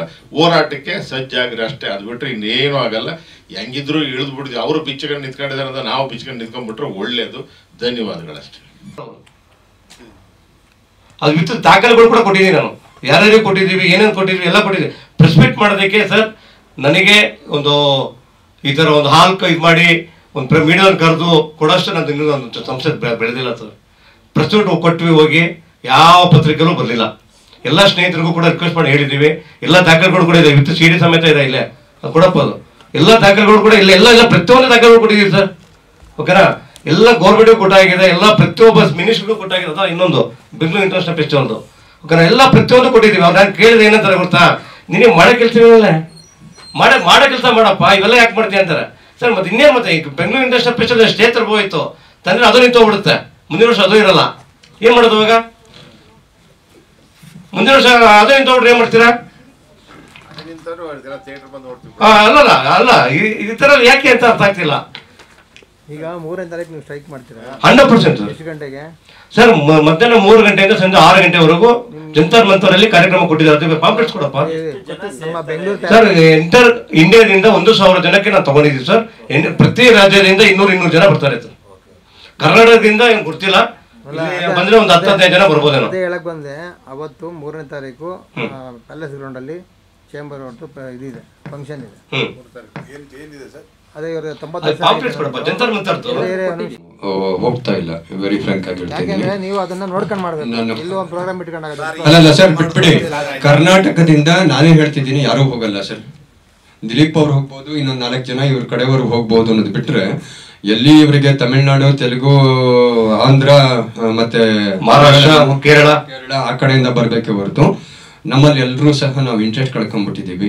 ನಮ್ಗೇನೂ ಬೇಕಾಗಿಲ್ಲ. ನಾವೇನಂದ್ರೆ ಕೋಮಾದಲ್ಲಿ ಇದ್ದೀವಿ, ICU ಹಾಕಿದ್ದಾರೆ. ಯಾವಾಗ ಬೇಕಾದ್ರೂ ನಮ್ದು ಒಂದು ಜಸ್ಟ್ ಇದನ್ನು ತೆಗೆದ್ರೆ ಮುಗೀತು ಅಷ್ಟೇ. ನಾವು ಆ ಸ್ಟೇಜ್ನಲ್ಲಿ ಇದ್ದೀವಿ ಸರ್. ಕನ್ನಡ ಸಿನಿಮಾ ಒಂದೇ ಅಲ್ಲಲ್ಲ, ನಾವು ಆ ಸ್ಟೇಜಿಗೆ ಬಂದ್ಬಿಟ್ಟಿದ್ದೀವಿ. ಇಲ್ಲಿ ಎಷ್ಟೇ ಮಾತಾಡಿ ಈ ರೀತಿ ಏನೇ ಮಾಡಿದ್ರು ಸಹ ಏನೂ ಆಗಲ್ಲ. ಬೇಕಾದ್ರೆ ನಾನು ಮಾತಾಡಿರೋದು ಹೆಂಗೂ ರೆಕಾರ್ಡ್ ಇರುತ್ತೆ. ಇನ್ನೊಂದು 1 ವರ್ಷ ಆದ್ಮೇಲೆ ನೋಡಿ ಏನ್ ಇಂಪ್ರೂವ್ಮೆಂಟ್ ಆಗಿದೆ ಅಂತ. 2 ವರ್ಷ ಆದ್ಮೇಲೆ ನೋಡಿ ಬೇಕಾದ್ರೆ. ಸರ್ ಈಗ ಇದ್ದಿದ್ದ ಗ್ರಾಫ್ ಈಗ ಬಂದಿದೆ ಸರ್. ಏನಾಗಿದೆ ಸರ್? ಒಂದು ಫಿಲಂ ರಿಲೀಸ್ ಆಗೋ ಫಿಲಂಗೆ 36 ಜನ ನೋಡಿದ್ದಾರೆ. ಯಾರಿಗಾದ್ರೂ ಸತ್ಯ ಅಂತ ಅನ್ಸುತ್ತಾ? ಒಂದು ಫಿಲಮು 36 ಜನ ನೋಡು ಸ್ಟೇಜಿಗೆ ಬಂದಿದೆ ಕರ್ನಾಟಕದಲ್ಲಿ ಅಂದ್ರೆ ಯಾವ ಲೆವೆಲ್ ನಲ್ಲಿ ಇರಬಹುದು? ಥಿಯೇಟರ್ ಪುಲ್ಲಿಂಗ್ ಕಾನ್ಸೆಪ್ಟ್ಗೆ ನಾವೇ ಕಳ್ಸಿದ್ವಿ ಸರ್, ನಾವೇ ಕಳ್ಸಿದ್ವಿ. ನೋಡಿ ಸರ್, ಈ ರೀತಿ ಬರ್ತಾ ಇದೆ, ಈ ನಂಬರ್ ಹಾಕ್ಬಿಟ್ಟೆ ಕೊಡ್ತಾ ಇದ್ದಾರೆ. ಏನಿದು? ಇದನ್ನ ಫಸ್ಟ್ ಕಂಟ್ರೋಲ್ ಮಾಡಿ. ನಮ್ಮ ಮಾನ ಮರ್ಯಾದೆ ದಯವಿಟ್ಟು ತೆಗಿಬೇಡಿ. ತುಂಬಾ ತೆಕ್ಕೊಂಡ್ಬಿಟ್ಟಿದೀವಿ ನಾವು. ಒಬ್ಬನೇ ಒಬ್ಬ ಮಾತಾಡಿಲ್ಲ. ನಾವು ಫೋನ್ ಮಾಡಿದ್ವಿ, ನಾವುಗಳು ಫೋನ್ ಮಾಡಿ ಹುಚ್ಚರಾಗಿರ್ಬೇಕು. ಇಲ್ಲಿ ನಮ್ಮನ್ನು ನೋಡ್ದಾರೆ ಏನಂದ್ರೆ ಕೆಲವರು ಹಿಂಗೆಲ್ಲ ಮಾತಾಡ್ತೀವಲ್ಲವ, ನೇರವಾಗಿ ಇದ್ದಿದ್ದು ಒಂಚೂರು ನಮ್ಮ ಫಿಲಮ್ ಇಂಡಸ್ಟ್ರಿ ಮುಂದೆ ಬರ್ಬೇಕಂತ ಇವನೊಬ್ಬ ಮೆಂಟಲ್ ಗುರು ಬಾ ಅಂತ ಹೇಳ್ತಾರೆ. ಹಂಗಾಗೋಗಿದೆ. ಅದಕ್ಕೆ ಕನ್ನಡ ಫಿಲಮ್ ಇಂಡಸ್ಟ್ರಿಯಿಂದ ನಾವು ಏನೋ ಇಲ್ಲಿ ಎಕ್ಸ್ಪೆಕ್ಟ್ ಮಾಡ್ಬಿಡ್ತೀವಿ, ಇನ್ನೊಂದಂತಿಲ್ಲ. ನಾವೇನೇ ಬೇರೆ ಲ್ಯಾಂಗ್ವೇಜ್ಗೆ ಸ್ಕ್ರಿಪ್ಟ್ ರೆಡಿ ಮಾಡಿಸ್ತಾ ಇದೀವಿ. ಇವಾಗ ಸಾಕು, ನಾನು ಕನ್ನಡ ಮಾತಾಡ್ತೀನಿ, ಕನ್ನಡದವನು. ಇಲ್ಲೇನೋ ನಮ್ಮ ಕೈಲಿ ಕಿಸಿಯಕ್ಕಾಗಲ್ಲ, ಬೇರೆ ಕಡೆ ಹೋಗೋಣ ಅಂತ. ನನಗೆ ತಮಿಳ್ನಲ್ಲಿ ಹೋದ್ರೆ ಫಿಲಮ್ ಒಂದು 50 ಲಕ್ಷ 60 ಲಕ್ಷ 70ರಲ್ಲಿ ಮಾಡಿದ್ರು. Minimum to minimum before release 20 lakh ಕೊಡ್ತಾರೆ ಒಂದು ರೈಟ್ಸ್ ತಗೊಂಡು. ಇಲ್ಲಿ ನಮ್ಗೆ ಯಾರಿಗೆ ಹೇಳೋಣ? ಯಾರು ತಗೊಳ್ತಾರೆ? ಹುಡುಗರುಗಳೆಲ್ಲ ಫಿಲಮ್ ಮಾಡ್ಬಿಡ್ತಾರೆ, ಆಮೇಲೆ ನಮ್ಮ ಹತ್ರ ಓಡ್ ಬರ್ತಾರೆ. ಸರ್ ಕೊಡ್ಸಿ ಸರ್ ಚೂರು ಆ ಟಿವಿಗಳು. ನಾನು ಹೇಳ್ತೀನಿ, ಯಾವ ಟಿವಿ ಓರು ತಗೊಳಲ್ಲ ಗುರು. ಏನಕ್ಕೆ ತಗೊಳ್ಬೇಕು ನೀನು ಫಿಲಮು? ನೀನೇನಾರು ಅಗ್ರಿಮೆಂಟ್ ಮಾಡ್ಕೊಂಡಿದ್ಯಾ ಅವ್ರ ಹತ್ರ? ನಿನ್ನೆಷ್ಟಕ್ಕೆ ಏನ್ ಮಾಡಿದ್ಯಾ? ನಿನ್ನೆಷ್ಟಕ್ಕೆ ನೀನೇ ಡಬ್ಬ ಇಟ್ಕೊಂಡಿರೋ ಮನೆಯಲ್ಲಿ. ಇವತ್ತಿನ ದಿನ ನಮ್ಮ ಪರಿಸ್ಥಿತಿ ಹಾಗಾಗಿದೆ ಅಷ್ಟೇ. ಹೋರಾಟ ನಾನು ಇವಾಗ ಹೇಳ್ತಿದ್ದೀನಲ್ಲ, ಕರ್ನಾಟಕದಿಂದ ದಿಲೀಪ್ ನಿನಗೇನು ಸಹ ಅಂತ ಸಪೋರ್ಟ್ ಸಿಗಲ್ಲ. ನನ್ ಕೆಲಸ ಇತ್ತು ಸರ್, ನನ್ನ ಫೋನ್ ಅಲ್ಲಲ್ಲ ಅದಕ್ಕೆ ಬಂದಿದ್ದೀವಿ ಜಗದೀಶ್ ಸರ್. ಇಲ್ಲ ಇಲ್ಲ ಇಲ್ಲ, ನಾನು ಮತ್ತೆ ನೀವು ಬೇಕಾದ್ರೆ ರೆಕಾರ್ಡ್ ತೆಗೆದು ನೋಡಿ ನಾನು ಮಾತಾಡಿರೋದು.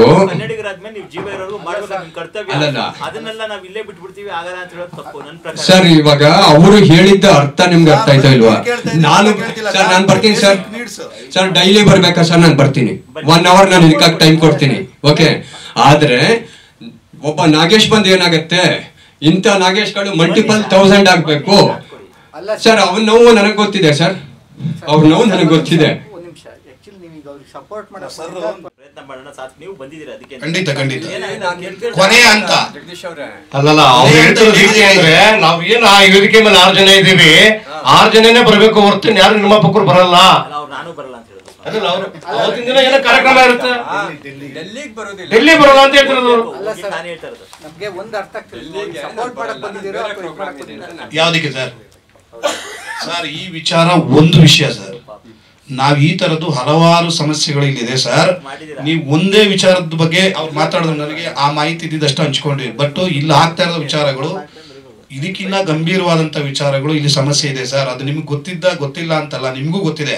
ಬಟ್ ಇವತ್ತು ನಿರ್ಮಾಪಕ ಅಕ್ಷರಶಃ ಅವನು ಸಾಲ ಸೋಲ ಮಾಡಿ ಬಂದು ದುಡ್ಡು ಹಾಕ್ದವನಿಗೆ ಲಾಸ್ಟ್ ಒಂದು ಏನಂತೀವಿ, ಕೊನೆ ಗುದ್ಲಿಗೆ ಮಣ್ಣು ಹಾಕ್ಬಿಟ್ಟು ಅವ್ನು ಮುಚ್ಚುವಂತ ಕಾಲಘಟ್ಟಕ್ಕೆ ನಾವು ಬಂದಿದ್ದೀವಿ ಅಂತ ಹೇಳ್ತಾ ಇದೀವಿ ಅಷ್ಟೇ, ಇದೇನಿಲ್ಲ.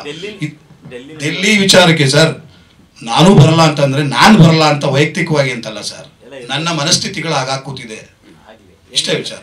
ನಾನು ಹೋಗ್ಬೋದು, ನಂದು ಯಾವ್ದೋ ಒಂದು, ಈಗ ನಾನು 4 ಜನ ಕೂತ್ಕೊಂಡ್ರೆ ಒಂದು ಧ್ವನಿ ಆಗಲ್ಲ ಸರ್. 10 ಜನರು ಧ್ವನಿ ಆದ್ರೆ ಅದೊಂದು ಕೂಗು ಮುಟ್ಟುತ್ತೆ. ನಾನು ಈಗ ಇಲ್ಲೇ ನೋಡಿ, ಈಗ ನಾವ್ ಮಾತಾಡ್ತಾ ಇದೀವಲ್ಲ, ನಾವು ಮಾತಾಡ್ಕೊಂಡು ಆಚೆಗೆ ಹೋಗ್ಬೇಕಷ್ಟೇ. ಈ ಧ್ವನಿ ಯಾರಿಗೆ ಮುಟ್ಟುತ್ತಾ ಇದೆ ನೋಡಿ? ಕನ್ನಡದಲ್ಲೇ ಬರ್ದಿದ್ದೀನಿ ಇವತ್ತಿನಲ್ಲಿ ಏನದು ಮಿತ್ರರು ನೀವೇನ್ ಹೇಳ್ತಿರೋದಂದ್ರೆ ಈ ಸಮಸ್ಯೆಗಳನ್ನ ಸಾಲ್ವ್ ಆಗೋ ನಿಟ್ಟಿನಲ್ಲಿ ಚಿಕ್ಕದಾಗಿ ಎಲ್ಲೋ ಒಂದ್ ಕಡೆ ಬರೆದ್ರೆ ನಮಗೊಂದು ಆಶಾಕಿರಣ ಅಂತ ಬೇಡ್ಕೊಳ್ತಿದೀವಿ ಸರ್, ಅಷ್ಟೇ, ಇನ್ನೇನಿಲ್ಲ. ನಮ್ಮ ಇಂಡಸ್ಟ್ರಿ ಪರಿಸ್ಥಿತಿ ಈಗಾಗಿದೆ, ಏನಿಲ್ಲ, ಯಾರು ಜನ ಇಲ್ಲ ಅನ್ನೋದಕ್ಕಿಂತ ಬಂದಿರೋಷ್ಟವರೆಗೂ ನಮ್ಮ ನೋವುಗಳನ್ನ ತೋಡ್ಕೊಳ್ತಾ ಇದೀವಿ. ದಯವಿಟ್ಟು ಒಂದೆಲ್ಲೋ ಒಂದಿಷ್ಟು ನೀವು ಒಂಚೂರು ಬರೆದು ತೋರಿಸಿದ್ರೆ ಆಗ್ತಾ ಇದೆ ಅಂತಕ್ಕಂಥದ್ದು ಅಷ್ಟು ಚೆನ್ನಾಗಿ ಮುಟ್ಟುತ್ತೆ ಅಂತಕ್ಕಂಥದ್ದು ನಮ್ಮ ಭಾವನೆ ಅಷ್ಟೇ. ನಿರ್ಮಾಪಕನಿಗೆ ಮೋಸ ಆದ್ರೆ ಯಾವುದೋ ಸಂಸ್ಥೆ ಹೋಗಿ ಸಪೋರ್ಟ್ ಮಾಡ್ಬೇಕಲ್ವಾ ಸರ್? ಯಾರು ಹೋಗಿದ್ರು ಸರ್? ರಾತ್ರಿ ಎಲ್ಲ ನಾನು ಜೊತೆ ನಿಂತ್ಕೊಂಡಿರೋದು ನಾವು ಸರ್.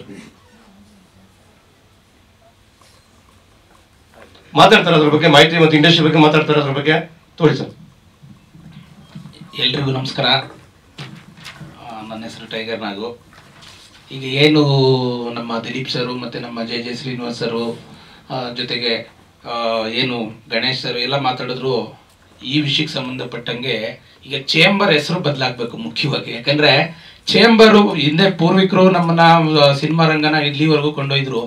ಇವತ್ತು ಸಿನಿಮಾ ಚೇಂಬರ್ ಹೆಂಗಾಗಿದೆ ಅಂತಂದರೆ ಸಾಂತ್ವನ ಕೇಂದ್ರ ಆಗಿದೆ. ಅದು ಸಾಂತ್ವನ ಕೇಂದ್ರ ಅಂತ ಯಾಕೆ ಹೇಳ್ತಾ ಇದ್ದೀನಿ ಅಂತಂದರೆ, ಅವರು ಯಾವುದಾದ್ರೂ ವ್ಯಾಜ್ಯಗಳು ಅಂದರೆ ಯಾವುದಾದ್ರೂ ಕಾರ್ಮಿಕರು ಅಥವಾ ಟೆಕ್ನಿಷಿಯನ್ ಯಾರಾದರೂ ಜಗಳಾಡಿದ್ರೆ ಸಾಂತ್ವನ ಕೇಂದ್ರ ಬಗೆಹರಿಸೋದಕ್ಕೆ ಮಾತ್ರ ಸಾಧ್ಯ ಅವರಿಂದ. ಯಾಕಂದರೆ ಇವತ್ತು ನಿರ್ಮಾಪಕ ಬೀದಿಗೆ ಇಳಿತಾವನೆ. ಒಂದು ವಿಡಿಯೋ ನೋಡಿದೆ, ಯಾವುದೋ ಒಂದು ಧೈರ್ಯಂ ಸರ್ವತ ಸದನಂ ಸಿನಿಮಾ ನಿರ್ಮಾಪಕ, ಇಲ್ಲಿ ಮಹಿಳೆಯರವರವರೇ ಕ್ಷಮಿಸಿ ಈ ಪದ ಬಳಕೆ ಮಾಡಬಾರ್ದು, ಆದರೆ ಅವ್ರು ಹೇಳಿರೋ ಪದ ಬಳಕೆನ ನಾನು ಬಳಸ್ತಾ ಇದ್ದೀನಿ. ಇವತ್ತು ಹೆಂಗೆ ಮೆಜೆಸ್ಟಿಕಲಿ ಡಗರ್ಗಳನ್ನ ಕರೆಯೋ ರೀತಿ ನನ್ನ ಸಿನಿಮಾನ ಕರೆಯೋ ಪರಿಸ್ಥಿತಿಗೆ ಬಂದು ನಿಂತಿದ್ದೀವಿ ಅಂತ ಅಂದರೆ, ಒಬ್ಬ ನಿರ್ಮಾಪಕನ ಗೋಳು ಇವತ್ತು ಮೊನ್ನೆ EC ಮೀಟಿಂಗ್ ಮಾಡಿ ಇನೋವಾ ಕಾರು ಬೇಕು ಅನ್ನೋ ಒಂದು ಮೀಟಿಂಗು ಬಗ್ಗೆ ಇವರು ಮೀಟಿಂಗ್ ಮಾಡೋದಕ್ಕಾಗ್ತದೆ. ಒಬ್ಬ ನಿರ್ಮಾಪಕ ಯಾವ ಹಂತಕ್ಕೆ ತಲುಪಿದಾನೆ, ಇದಕ್ಕೆ ಏನೆಲ್ಲ ಮಾಡಬೇಕು ಅನ್ನೋದ್ರ ಬಗ್ಗೆ ಒಬ್ಬರು ಆಲೋಚನೆ ಮಾಡ್ತಾ ಇಲ್ಲ. ಅಲ್ಲ, ಈಗ OTT ಕೊಡ್ಸೋದಕ್ಕಾಗಲ್ಲ, ಇವ್ರ ಕೈಲಿ ಚಾನೆಲ್ ಕೊಡ್ಸೋದಕ್ಕಾಗಲ್ಲ, ಮತ್ತೆ ಸಾಂತ್ವನ ಕೇಂದ್ರ ಇದು ಅಂತೇಳಿ ಮಾಡ್ಕೊಬಹುದಲ್ಲ. ಈಗ ಯಾರೋ ಉಮಾಪತಿ ಶ್ರೀನಿವಾಸ್ ಗೌಡ ಮತ್ತೆ ದರ್ಶನ್ ಸರ್ ಇಂಥ ಗಲಾಟೆ ಮಾಡ್ಕೊಂಡಾಗ ಇದನ್ನ ಸಾಂತ್ವನ ಕೇಂದ್ರ ಇದನ್ನ ಬಗೆಹರಿಸೋದಕ್ಕೆ ಇಟ್ಕೊಂಡಿದೀವಿ ಅಷ್ಟೇ ಅಂತ ಅಂದ್ರೆ ಮುಗ್ದೋಯ್ತು. ಒಬ್ಬ ನಿರ್ಮಾಪಕ ಲಕ್ಷಾಂಗಟ್ಲೆ ಕಟ್ಟಿ ಮೆಂಬರ್ ಆಗ್ತೀವಿ, ಇಲ್ಲಿ ಸತ್ತಾಗ ಮೆಂಬರ್ ಏನು ಇನ್ಶೂರೆನ್ಸ್ ಕೊಡ್ತೀವಿ ಅಂತ ಹೇಳ್ತಾರೆ. ಬದುಕಿದ್ದಾಗ ನಮ್ಮನ್ನ ಉಳಿಸ್ರಿ, ಥಿಯೇಟರ್ ಕೊಡಿಸ್ರಿ ಅಂತ ಹಂಗು ಆಚಿ ಗೋಳಾಡಿದ್ರು ಇವರು. ಥಿಯೇಟರ್ ಕೊಡಿಸೋ ಅಂತದಕ್ಕೆ ಮತ್ತೆ ನಿರ್ಮಾಪಕನ ಜೊತೆ ನಿಲ್ಲ ಅಂತ ಕೆಲಸನ ಯಾರು ಮಾಡ್ತಾ ಇಲ್ಲ. ಸತ್ತಾಗಿ 3 ಲಕ್ಷ ಇನ್ಸೂರೆನ್ಸ್ ಕೊಡ್ತಾರೆ. ಅಂದ್ರೆ ನಾವು ಸತ್ತಿದ್ರೆ ನಿಮ್ಮ ಮನೆಯವ್ರಿಗಾದ್ರು 3 ಲಕ್ಷ ಕೊಡ್ತೀವಿ ಅಂತೇಳಿ. ಇದು ನಮ್ಮ ಸ್ಥಿತಿ ಹೆಂಗಾಗಿದೆ ಅಂತಂದ್ರೆ ಹೊಸಬ್ರಿಗೆ. ಜೊತೆಗೆ ನಾನು ಅಡವಿ ಅಂತ ಸಿನಿಮಾ ಮಾಡಿದೆ. ಸಿನಿಮಾ ಸೆನ್ಸರ್ವರೆಗೂ ತರೋದೇ ನನ್ಗೆ ಕಷ್ಟ ಆಯ್ತು. ಯಾಕಂದ್ರೆ ಹೊಸಬ್ರಿಗೆ ನಮ್ಗೆ ಪ್ಲಾನ್ ಇಲ್ಲದೆ ಸಿನಿಮಾ ಮಾಡ್ತೀವಿ, ಮಾಡೋದಕ್ಕೆ ಏನೋ ಮಾಡಿದ್ರು ಕೊನೆಗೆ ಮಧ್ಯದಲ್ಲಿ ನಿಲ್ಲಿಸಬಾರ್ದು ಅನ್ನೋ ಆಲೋಚನೆಯಿಂದ ರಿಲೀಸ್ ಅಂತ ತಂದೆ. ಸೆನ್ಸರ್ ಕಾಪಿ ಮಾಡೋದಕ್ಕೂ ಅಲ್ಲೂ ಲಂಚ. ಅಲ್ಲಿ ಸೆನ್ಸರ್ ಆಫೀಸರ್ನ ಇವರು ಸಮರ್ಥಿಸ್ಕೊಂಡು ಅದೇ ಸಂಜೆ ಸೆನ್ಸರ್ ಆಫೀಸರ್ ಜೊತೆ ಹೋಗಿ ಇವ್ರು ಪಾರ್ಟಿ ಮಾಡ್ತಾರೆ. ಆಯ್ತು ನಾನು ಮಾತಾಡ್ತೀನಿ, ಸಾಂತ್ವನ ಹೇಳ್ತೀನಿ ಅನ್ನೋ ಥರ ಹೇಳ್ತಾರೆ ಅಂತಾರೆ. ಅವತ್ತು ನಮಗೆ Ganesh sir, J Srinivas sir, ನಮ್ಮ ದಿಲೀಪ್ ಸರ್ ಅಂತ ಪಾಪ ಸಂಪೂರ್ಣವಾಗಿ ನನಗೆ ಮಧ್ಯರಾತ್ರಿವರೆಗೂ ನಾನು CBI ಆಫೀಸ್ ಹತ್ರ ಇರ್ಬೇಕಾಗಿ ಬಂತು. ಇವರೆಲ್ಲ ಬೆಂಬಲಿಸಿದ್ರು.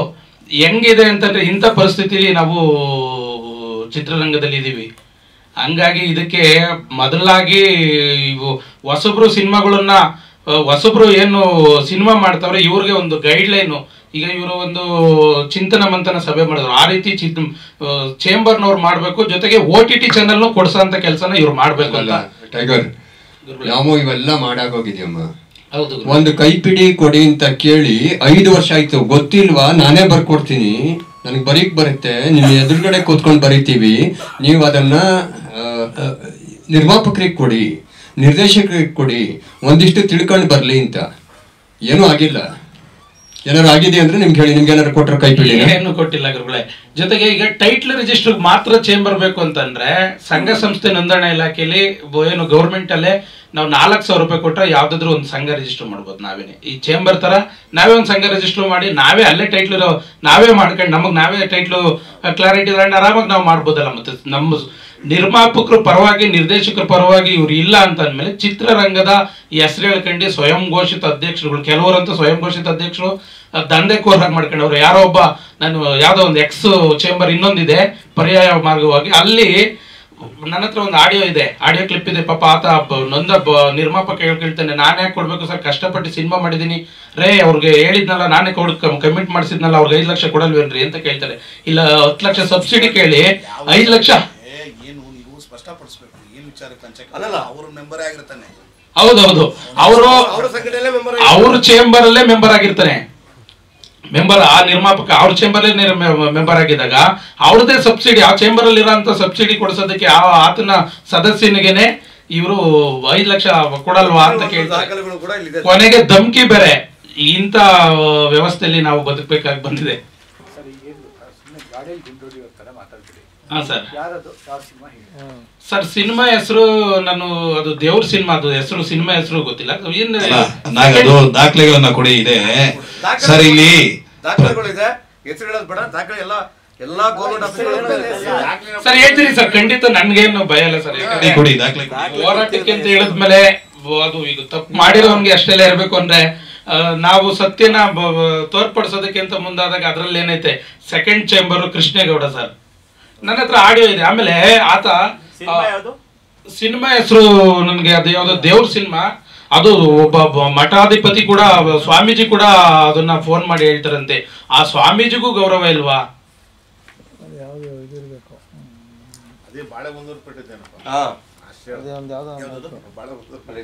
ಫೋನ್ ಕೊಡಪ್ಪ.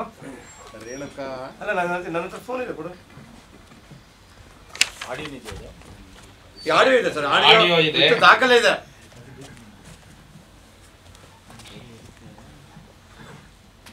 ಅಲ್ಲ, ಇದು ವಿಷಯಾಂತರ ಆಗ್ತಾ ಇದೆ ತುಂಬಾ, ಅದ್ರ ಬಗ್ಗೆನೇ ಮಾತಾಡ್ತಾ ಇದೀವಿ. ಈ ವಿಚಾರಕ್ಕೆ ಸಂಬಂಧಪಟ್ಟಂಗೆ ಸರ್ ಇಷ್ಟು ರೂಪುರೇಷೆಗಳು, ಇದು ಒಂದು ಭಾಗ ಆಗ್ತಾ ಇರ್ತಕ್ಕಂಥ ಅನ್ಯಾಯಗಳಲ್ಲಿ ಇದು ಒಂದು ಭಾಗದ ಬಗ್ಗೆ ಇಷ್ಟೆಲ್ಲ ಚರ್ಚೆ ಮಾಡಿದ್ವಿ ಸರ್. ಈಗ ನಾವು ಇಷ್ಟೆಲ್ಲ ಈ 100 ಏನು ಸಂಸ್ಥೆಗಳು ಕಟ್ಕೊಂಡು ಅವ್ರವ್ರನ್ನ ಬೆಳೆಸೋದಕ್ಕೆ ಇನೋವಾ ಕಾರು ಅದೆಲ್ಲ ಬರಲಿ ಬಿಟ್ಬಿಡೋಣ. ಸುಮ್ಮನೆ ನಾವು ಆತ್ಮಾವಲೋಕನ ಮಾಡ್ಕೋಬೇಕು ಅನ್ನೋದಾದ್ರೆ ಇತ್ತೀಚೆಗೆ ಒಂದು 15 ವರ್ಷದಿಂದ 2010ರಿಂದ ಅನ್ಕೊಳ್ಳೋಣ ಸರ್, ಎಷ್ಟು ನಟರು ಬೆಳಕಿಗೆ ಬಂದಿದ್ದಾರೆ ಹೇಳಿ ಸರ್. ಈ ಕೊರತೆಯಿಂದ ಇವ್ರು ಮಾಡ್ತಾ ಇರೋ ಒಂದು ಸಮಸ್ಯೆಗಳಿಂದ ಎಷ್ಟು ನಿರ್ದೇಶಕರು ಒಂದು ಹೆಸರು ಹೇಳಿ ನೋಡೋಣ. ಈ 2010 ಹಿಂದಕ್ಕಿರೋರು ಹೆಸರು ಹೇಳ್ತೀವಿ ಬಿಟ್ರೆ ಅಲ್ಲಿ ಈಚೆಗೆ ಎಷ್ಟು ನಟರು ಬಂದ್ರಪ್ಪ, ಎಷ್ಟು ನಿರ್ದೇಶಕರು ಬಂದರು, ಎಷ್ಟು ಹೀರೋಯಿನ್ಗಳು ಬಂದರು, ನೀವು ಬೆಳವಣಿಗೆ ಹಾಕಿ ನೋಡೋಣ ಅದರಿಂದ ಈಚೆಗೆ ಯಾರು ಬಂದಿದ್ದಾರೆ ಅಂತ. 10 ಜನರ ಮೇಲೆ ನೀವು ಹೆಸರು ನಿಂತೋಗುತ್ತೆ ಸರ್. ಕನ್ನಡದ ಆಕ್ಟರ್ಗಳು 10 ಜನರ ಮೇಲೆ ನಿರ್ದೇಶಕರ ಹೆಸರು ಜ್ಞಾಪಕ ಇಲ್ಲ. ಎಷ್ಟು ವೈಭವೀಕೃತವಾಗಿ ಬೆಳೆದಂಥ ನಮ್ಮ ಒಂದು ಕನ್ನಡ ಚಿತ್ರರಂಗದಲ್ಲಿ ನೀವು 15 ವರ್ಷದಿಂದ ಈಚೆಗೆ ತಗೊಳ್ಳಿ ಸರ್. 2000ನೇ ಇಸ್ವಿಯಿಂದ ಈಚೆಗೆ ಹೇಳಿ ಅಮ್ಮಮ್ಮ ಅಂದ್ರೆ 4 ಜನರ ಹೆಸರು ಬರ್ಬೋದು ಸರ್. ಸಾವಿರಾರು ಸಿನಿಮಾ ಸರ್, ಒಂದು ವರ್ಷಕ್ಕೆ 250 ಸಿನಿಮಾ ಬೇಡ 200 ಸಿನಿಮಾ ಅಂತ ಇಟ್ಕೊಳ್ಳಿ. 25 ವರ್ಷ ಆಯ್ತಾ ಬಂತು ಸರ್. ಹತ್ತತ್ರ ಎಷ್ಟು ಸಿನಿಮಾಗಳಾದವು? ಕಡಿಮೆ ಆದರೂ ಒಂದು 2000 ಸಿನಿಮಾ ಬಂದಿದೆ ಇದನ್ನ ಈಚೆಗೆ. ಬೇಡ 20 ನಿರ್ದೇಶಕರು ಸಿಗ್ಲಿಲ್ವ ನಮಗೆ, 20 ಆಕ್ಟರ್ಗಳು ಸಿಗ್ಲಿಲ್ವ? ಅದೇ ಮತ್ತದೇ 7 ಬೆರಳೆಣಿಕೆ ಎಷ್ಟು 7-8 ಜನ ಆಕ್ಟ್ರು. ಯಾಕೆಂದ್ರೆ ಇಲ್ಲಿ ಪೂರಕ ವಾತಾವರಣ ಎಲ್ಲ ಯಾರು ನಿಲ್ಲಕ್ಕಾಗ್ತಾ ಇಲ್ಲ. ಇದು ಒರಿಜಿನಲ್ ಸಮಸ್ಯೆ. ಈ ಸಮಸ್ಯೆಗಳು ಕೊನೆಗೆ ಮೊನ್ನೆ ಚೇಂಬರ್ ಕೂತ್ಕೊಂಡು ಮಾತಾಡ್ತಾ ಒಂದು ವಿಷಯ ಬಂತು, 100ನೇ ವರ್ಷ ಮಾಡೋಷ್ಟೊಳಗೆ ಯಾರಿರ್ತಾರೋ ಸಂಸ್ಥೆ ಇರುತ್ತೆ, 90 ಮಾಡ್ಬೋಣ ಸರ್. ಅಲ್ಲಿರ್ತಕ್ಕಂಥ ಮುಂಚೂಣಿ ನಾಯಕರು ಅವರ ಇದು 100 ವರ್ಷ ತುಂಬುತ್ತೆ ಅನ್ನೋ ನಂಬಿಕೆನೇ ಅಲ್ಲಿರೋರು ಇಲ್ಲ. 90 ಏನಕ್ಕೆ ಸರ್, 25 ಓಕೆ, 50 ಓಕೆ, 75 ಓಕೆ, 100ನೇದು ಮಾಡೋಣ ಬಿಡಿ ಅಂದ್ರೆ 100ನೇದವರೆಗೂ ಇರುತ್ತಾ? ಮಾತಾಡ್ಬೇಕಾ ಬೇಡ ಗೊತ್ತಾಗ್ತಾ ಇಲ್ಲ ನನಗೆ. ಈ ಹಂತಕ್ಕೆ ಹೋಗ್ತಾ ಇದ್ದಾಗ ನಾವು ಸಣ್ಣ ಪ್ರಿಕಾಷನ್ಸ್ ತಾರು ತಗೊಳ್ಳೋಣ, ಬದ್ಧತೆ ಇಲ್ವಾ? ಇವತ್ತು ಮುಂಚೂಣಿ ನಾಯಕರಲ್ಲ ಸರ್, ಮೇರು ನಟರುಗಳು ಕಳ್ಕೊಂಡಿದ್ದ ತಕ್ಷಣ ಇವತ್ತು ನಾನೊಬ್ಬನಾ, ನನಗೆ ಸಿಗ್ತಾ ನಂದೇ ನಿಲುವು. ಏನೋ ಒಂದು ಒಳ್ಳೆ ಕೆಲಸಕ್ಕೆ ಹೋಗ್ತಾ ಇರ್ತೀವಿ, ಎಂಡಲ್ಲಿ ಒಬ್ಬ ಬಂದಲ್ಲಿ ಕೊಕ್ಕೆ ಆಗ್ತಾನೆ. ಎಲ್ಲರದ್ದು ಹಿಂಗಾಗಿದೆ ಸರ್ ಪರಿಸ್ಥಿತಿಗಳು. ಅಂದ್ರೆ ಹೇಳ್ದಲ್ಲ, ನಾವು ಭಾಷಣಕಾರಲ್ಲ, ಒಳಗಿರ್ತಕ್ಕಂಥ ನೋವು ತುಡುತಾನೆ ಹೇಳ್ಕೊಳಕ್ಕಾಗ್ತಾ ಇಲ್ಲ ಮಾತಿನ ಮುಖಾಂತರ. ಇಷ್ಟಾಗಿದೆ ಪರಿಸ್ಥಿತಿ. ಗುರುಗಳೇ, ನಂದು ಮುಗಿಸ್ಬಿಡ್ತೀನಿ. ನಾನು ಸರ್ ತಾವು ಹೆಸರು ಕೇಳಿದ್ರೆ ಹೆಸರು ನಿಮಗೆ ಕ್ಲಾರಿಟಿ ಕೊಟ್ಟೆ. ಜೊತೆಗೆ ಇವತ್ತು ಯಾವ ವ್ಯಕ್ತಿನ ನಿಂದಿಸ್ತಿದ್ರು ನೋಡ್ರಿ, ಇಲ್ಲಿ ಒಂದು ಪದ ಬಳಕೆ ಮಾಡವ್ರೆ, ಸಿದ್ದಾಳೆಂಬ ಡಾಶ್ ಅಂದ್ರೆ ಆ ಪದ ಬಳಕೆ ಮಾಡಬಾರ್ದು. ಊಟ ಬಟ್ಟೆ ಕೊಟ್ಟಿದೆ ಅಂದ್ರೆ ಸು ಡಾಶ್ ಗೆ ಅಂತ ಪದ ಬಳಕೆ ಮಾಡಿದೆ. ಆಮೇಲೆ ಸಿದ್ಧ ಹೀರೋನು ಅಲ್ಲ, ವಿಲನ್ನು ಅಲ್ಲ, ಕಾಮಿಡಿ ಪೀಸ್ ಅಂತ ಅದೇ ವ್ಯಕ್ತಿ ಫೇಸ್ಬುಕ್ ಅಲ್ಲಿ ಹಾಕೊಂಡವ್ರೆ. ಇವತ್ತು ಅದೇ ಸರ್ಕಾರದ ಇದರಲ್ಲಿ ಹೋಗಲ್ ಭಿಕ್ಷೆ ಬೇಡಿ ಅಧಿಕಾರ ಗಿಟ್ಟಿಸ್ಕೊಂಡು ಇವತ್ತು ಏನಿದು ಫಿಲಿಂ ಫೆಸ್ಟಿವಲ್ ಅಲ್ಲಿ ಆಯ್ಕೆ ಸಮಿತಿ ಸದಸ್ಯರಾಗಿ ನಾಚಿಕೆ ಆಗಬಾರ್ದು ಸರ್. ಇದು ನೋಡಿ, ಅದೇ ಕೃಷ್ಣೇಗೌಡನೇ ನೋಡಿ. ಇದನ್ನ ಆತ ಸಾಮಾಜಿಕ ಜಾಲತಾಣದಲ್ಲಿ ಹಂಚ್ಕೊಂಡಿರೋದು, ಫೇಸ್ಬುಕ್ ಅಲ್ಲಿ ಹಾಕೊಂಡಿರೋದು. ಆ ಪದ ಬಳಕೆ ಮಾಡ್ಬೋದು. ಇಲ್ಲಿ ಮಹಿಳೆಯರವರವರ, ಯಾಕಂದ್ರೆ ನನಗೆ ಮಹಿಳೆಯರ ಬಗ್ಗೆ ನಾನು ಗೌರವಿಸ್ತೀನಿ. ಸಿದ್ದಳೆಂಬ ಸೂಳೆಗೆ ಊಟ ಬಟ್ಟೆ ಕೊಟ್ಟಿದ್ದೆ ಗೌಡ್ರು ಅಂತ ಹಾಕೊಂಡ್ರೆ. ಇವತ್ತು ಅದೇ ವ್ಯಕ್ತಿ ಸರ್ಕಾರದಲ್ಲಿ ಹೋಗಿ, ರಾಜ್ಯ ಸರ್ಕಾರದ ಯಾರೇ ಮುಖ್ಯಮಂತ್ರಿ ಆಗಿರ್ಲಿ ಅವ್ರಿಗೆ ಆದಂತ ಒಂದು ಗೌರವ ಇರ್ತೈತಲ್ವ ಸರ್, ಅವ್ರಿಗೆ ಎಲ್ಲರೂ ನಾವು ಗೌರವಿಸ್ಬೇಕಲ್ವಾ. ಆ ತರ ವ್ಯಕ್ತಿತ್ವ ಉಳ್ಳವರು ಇವತ್ತು ಅವರು ಸರ್ಕಾರದಲ್ಲಿ ಈತ ಹೆಂಗೆ ಅಧಿಕಾರ ಗಿಟ್ಟಿಸ್ಕೊಳ್ತಾರೆ? ಇದು ಕೂಡ ತಪ್ಪಲ್ವಾ? ಈ ಬದ್ಧತೆ ಇದ್ರೆ ಆತ ಇವಾಗಲೇ ಈ ಕ್ಷಣದಲ್ಲೇ ಅದಕ್ಕೆ ರಾಜೀನಾಮೆ ಕೊಡ್ತಾರೆ. ಅದೊಂದು ದಂಧೆ ಆಗಿದೆ. ಆ ದಂಧೆ ನಡೆಸೋದಕ್ಕೆ ಒಂದಷ್ಟು ಜನ ಬೇಕು. ಪಾಪ ಒಂದಷ್ಟು ಜನ ಎಲ್ಲ ಗೌರವ ನಮ್ಮ ಇವರೆಲ್ಲ ತುಂಬಾ ಹಿರಿಯ ಪತ್ರಕರ್ತರೆಲ್ಲ ಆಗಿದ್ದಾರೆ. ನನಗೆ ಈ ಬಾರಿ ನೋಡಿದಾಗ ತುಂಬಾ ಗೌರವಾನ್ವಿತರ ಇರೋದ್ರಿಂದ ನನಗೆ ಖುಷಿ ಅನಿಸ್ತು. ಅಂಥದ್ರ ಮಧ್ಯೆ ಇಂಥವ್ರು ಇದ್ರೆ ಏನಾಗ್ತೈತೆ ಅಂತಂದ್ರೆ ಪ್ರಾಮಾಣಿಕರ ಮಧ್ಯೆ ಇಂಥವ್ರು ಹೋಗಿ ಅಳ್ಳಾಡ್ಸೋಂಥ ಕೆಲಸನ ಮಾಡ್ತಾರೆ. ಸರ್ಕಾರನು ಕೂಡ ಇಂಥವ್ರನ್ನ ಪರಿಗಣನೆಗೆ ತಾಂಡಿ ಯಾರು ಕೂಲಂಕುಷವಾಗಿ ಪರಿಶೀಲಿಸಿ ತಗೊಬೇಕು ಅನ್ನೋದು ನನ್ನ ಸರ್ಕಾರಕ್ಕೂ ಕೂಡ ಇದು ಒತ್ತಾಯ ಸರ್. ನಮಸ್ಕಾರ ಸರ್. ಕನ್ನಡದ ನಿರ್ಮಾಪಕರು, ಕನ್ನಡದ ನಿರ್ದೇಶಕರು, ಕನ್ನಡದ ಟೆಕ್ನಿಷಿಯನ್ ಯಾರು ಬರ್ತಾರೆ ದಯವಿಟ್ಟು ನನ್ನ ನಂಬರ್ಗೆ ಕಾಲ್ ಮಾಡಿ ನಾನು ಅವ್ರು ಕರ್ಕೊಂಡು ಹೋಗ್ತೀನಿ ಸರ್. ಒಂದಷ್ಟು ಜನ, ಯಾಕಂದ್ರೆ ಎಲ್ಲಾ ರಾಜ್ಯಗಳಲ್ಲಿ ಒಂದು 50ರಿಂದ 100 ಜನ 200 ಜನ ಕರ್ಕೊಂಡ್ ಬರ್ತಾರೆ. ಕರ್ನಾಟಕದಿಂದ ದಿಲೀಪ್ ರಾಷ್ಟ್ರೀಯ ಅಧ್ಯಕ್ಷರಾಗಿದ್ದೀರಿ, ಕನ್ನಡದ ಜನ ನೀವು ಎಷ್ಟು ಜನ ಕರ್ಕೊಂಡ್ ಬಂದಿರಿ ಅಂತ ಕೇಳಿದ್ರೆ ನಾನು ಆನ್ಸರ್ ಮಾಡಕ್ಕೆ ಯಾರಿರ್ತಾರೆ ಸರ್ ಅಲ್ಲಿ? ಕರೆಕ್ಟ್ ಅಲ್ವಾ? ಎಲ್ಲ ರಾಜ್ಯಗಳಲ್ಲಿ ಎಲ್ಲ ರಾಜ್ಯ ಅಧ್ಯಕ್ಷರು 200 ಜನ 300 ಜನ ಕರ್ಕೊಂಡ್ ಬರ್ತಾ ಇದ್ದಾರೆ. ಕರ್ನಾಟಕ ನಾನೇ ರಾಷ್ಟ್ರೀಯ ಅಧ್ಯಕ್ಷರಾಗ್ಬಿಟ್ಟು ಇಂಡಿಯನ್ ಫಿಲ್ಮ್ ಅಸೋಸಿಯೇಷನ್ ನಿಮ್ಮ ಕಡೆಯಿಂದ ನಿಮ್ಮ ರಾಜ್ಯದಿಂದ ಎಷ್ಟು ಜನ ಕರ್ಕೊಂಡ್ ಬರ್ತಿದೆ ಅಂತಂದ್ರೆ ಅವ್ರಿಗೆ ನಾವು ಏನಂತ ಹೇಳಕ್ ಆನ್ಸರ್ ಇರುತ್ತೆ ಸರ್? ದಯವಿಟ್ಟು ನಾನೊಂದು ರಿಕ್ವೆಸ್ಟ್ ನನ್ನ ನಿರ್ಮಾಪಕರು, ಅನ್ನದಾತರಿಗೆ, ನಿರ್ದೇಶಕರಿಗೆ, ಟೆಕ್ನಿಷಿಯನ್ಗಳಿಗೆ, ದಯವಿಟ್ಟು ಯಾರೇ ಆಗಲಿ ಸರ್ ನಾನು ಬರ್ತೀನಿ ಸರ್ ಅಂತ ಹೇಳಿದ್ರೆ ಅವ್ರಿಗೆ ನಾನು ಟ್ರೈನ್ ಬುಕ್ ಮಾಡ್ಕೊಡ್ತೀನಿ ಸರ್, ಅಪ್ ಅಂಡ್ ಡೌನ್ ಬಂದೋಗ್ರಿ ಸರ್. ಒಂದು ಒಳ್ಳೆ ಕಾರ್ಯಕ್ರಮಕ್ಕೆ ಸಪೋರ್ಟ್ ಕೊಡಿ. ಒಂದೇನೋ ಒಂದು ಕಾರ್ಯಕ್ರಮ ಮಾಡ್ತಾ ಇದ್ದೀವಿ ಅಂತಲ್ಲ, ಕನ್ನಡ ಇಂಡಸ್ಟ್ರಿ, ಇಂಡಿಯನ್ ಫಿಲಿಂ ಇಂಡಸ್ಟ್ರಿನ ಉಳಿಸೋದಕ್ಕೆ ಒಂದು ಓಡಾಡ್ತಾ ಇದ್ದೀವಿ. ದಯವಿಟ್ಟು ಸಪೋರ್ಟ್ ಮಾಡಿ ಸರ್. ನಾನು ಇಷ್ಟು ರಿಕ್ವೆಸ್ಟ್ ಮಾಡ್ತಾ ಇದ್ದೀನಿ ಸರ್. ಅದರಲ್ಲಿ ಮಾಧ್ಯಮ ಮಿತ್ರರು ದಯವಿಟ್ಟು ಇದನ್ನು ಸ್ವಲ್ಪ ಹೇಳಿ, ನಿರ್ಮಾಪಕರಿಗೆ, ನಿರ್ದೇಶಕರಿಗೆ ಸಪೋರ್ಟ್ ಮಾಡಕ್ಕೆ ಹೇಳಿ ಸರ್. ಗೋಡೆ ಮೇಲೆ ನೇತಾಡೋ ಫೋಟೋ ಆಗಬಾರ್ದು. ಅಲ್ಲ, ಈಗ ದಿಲೀಪ್ ಸರ್ ಹೇಳಿದ ಹಾಗೆ ಗುರುಗಳೇ, ಪ್ರತಿಯೊಬ್ಬರ ಜವಾಬ್ದಾರಿ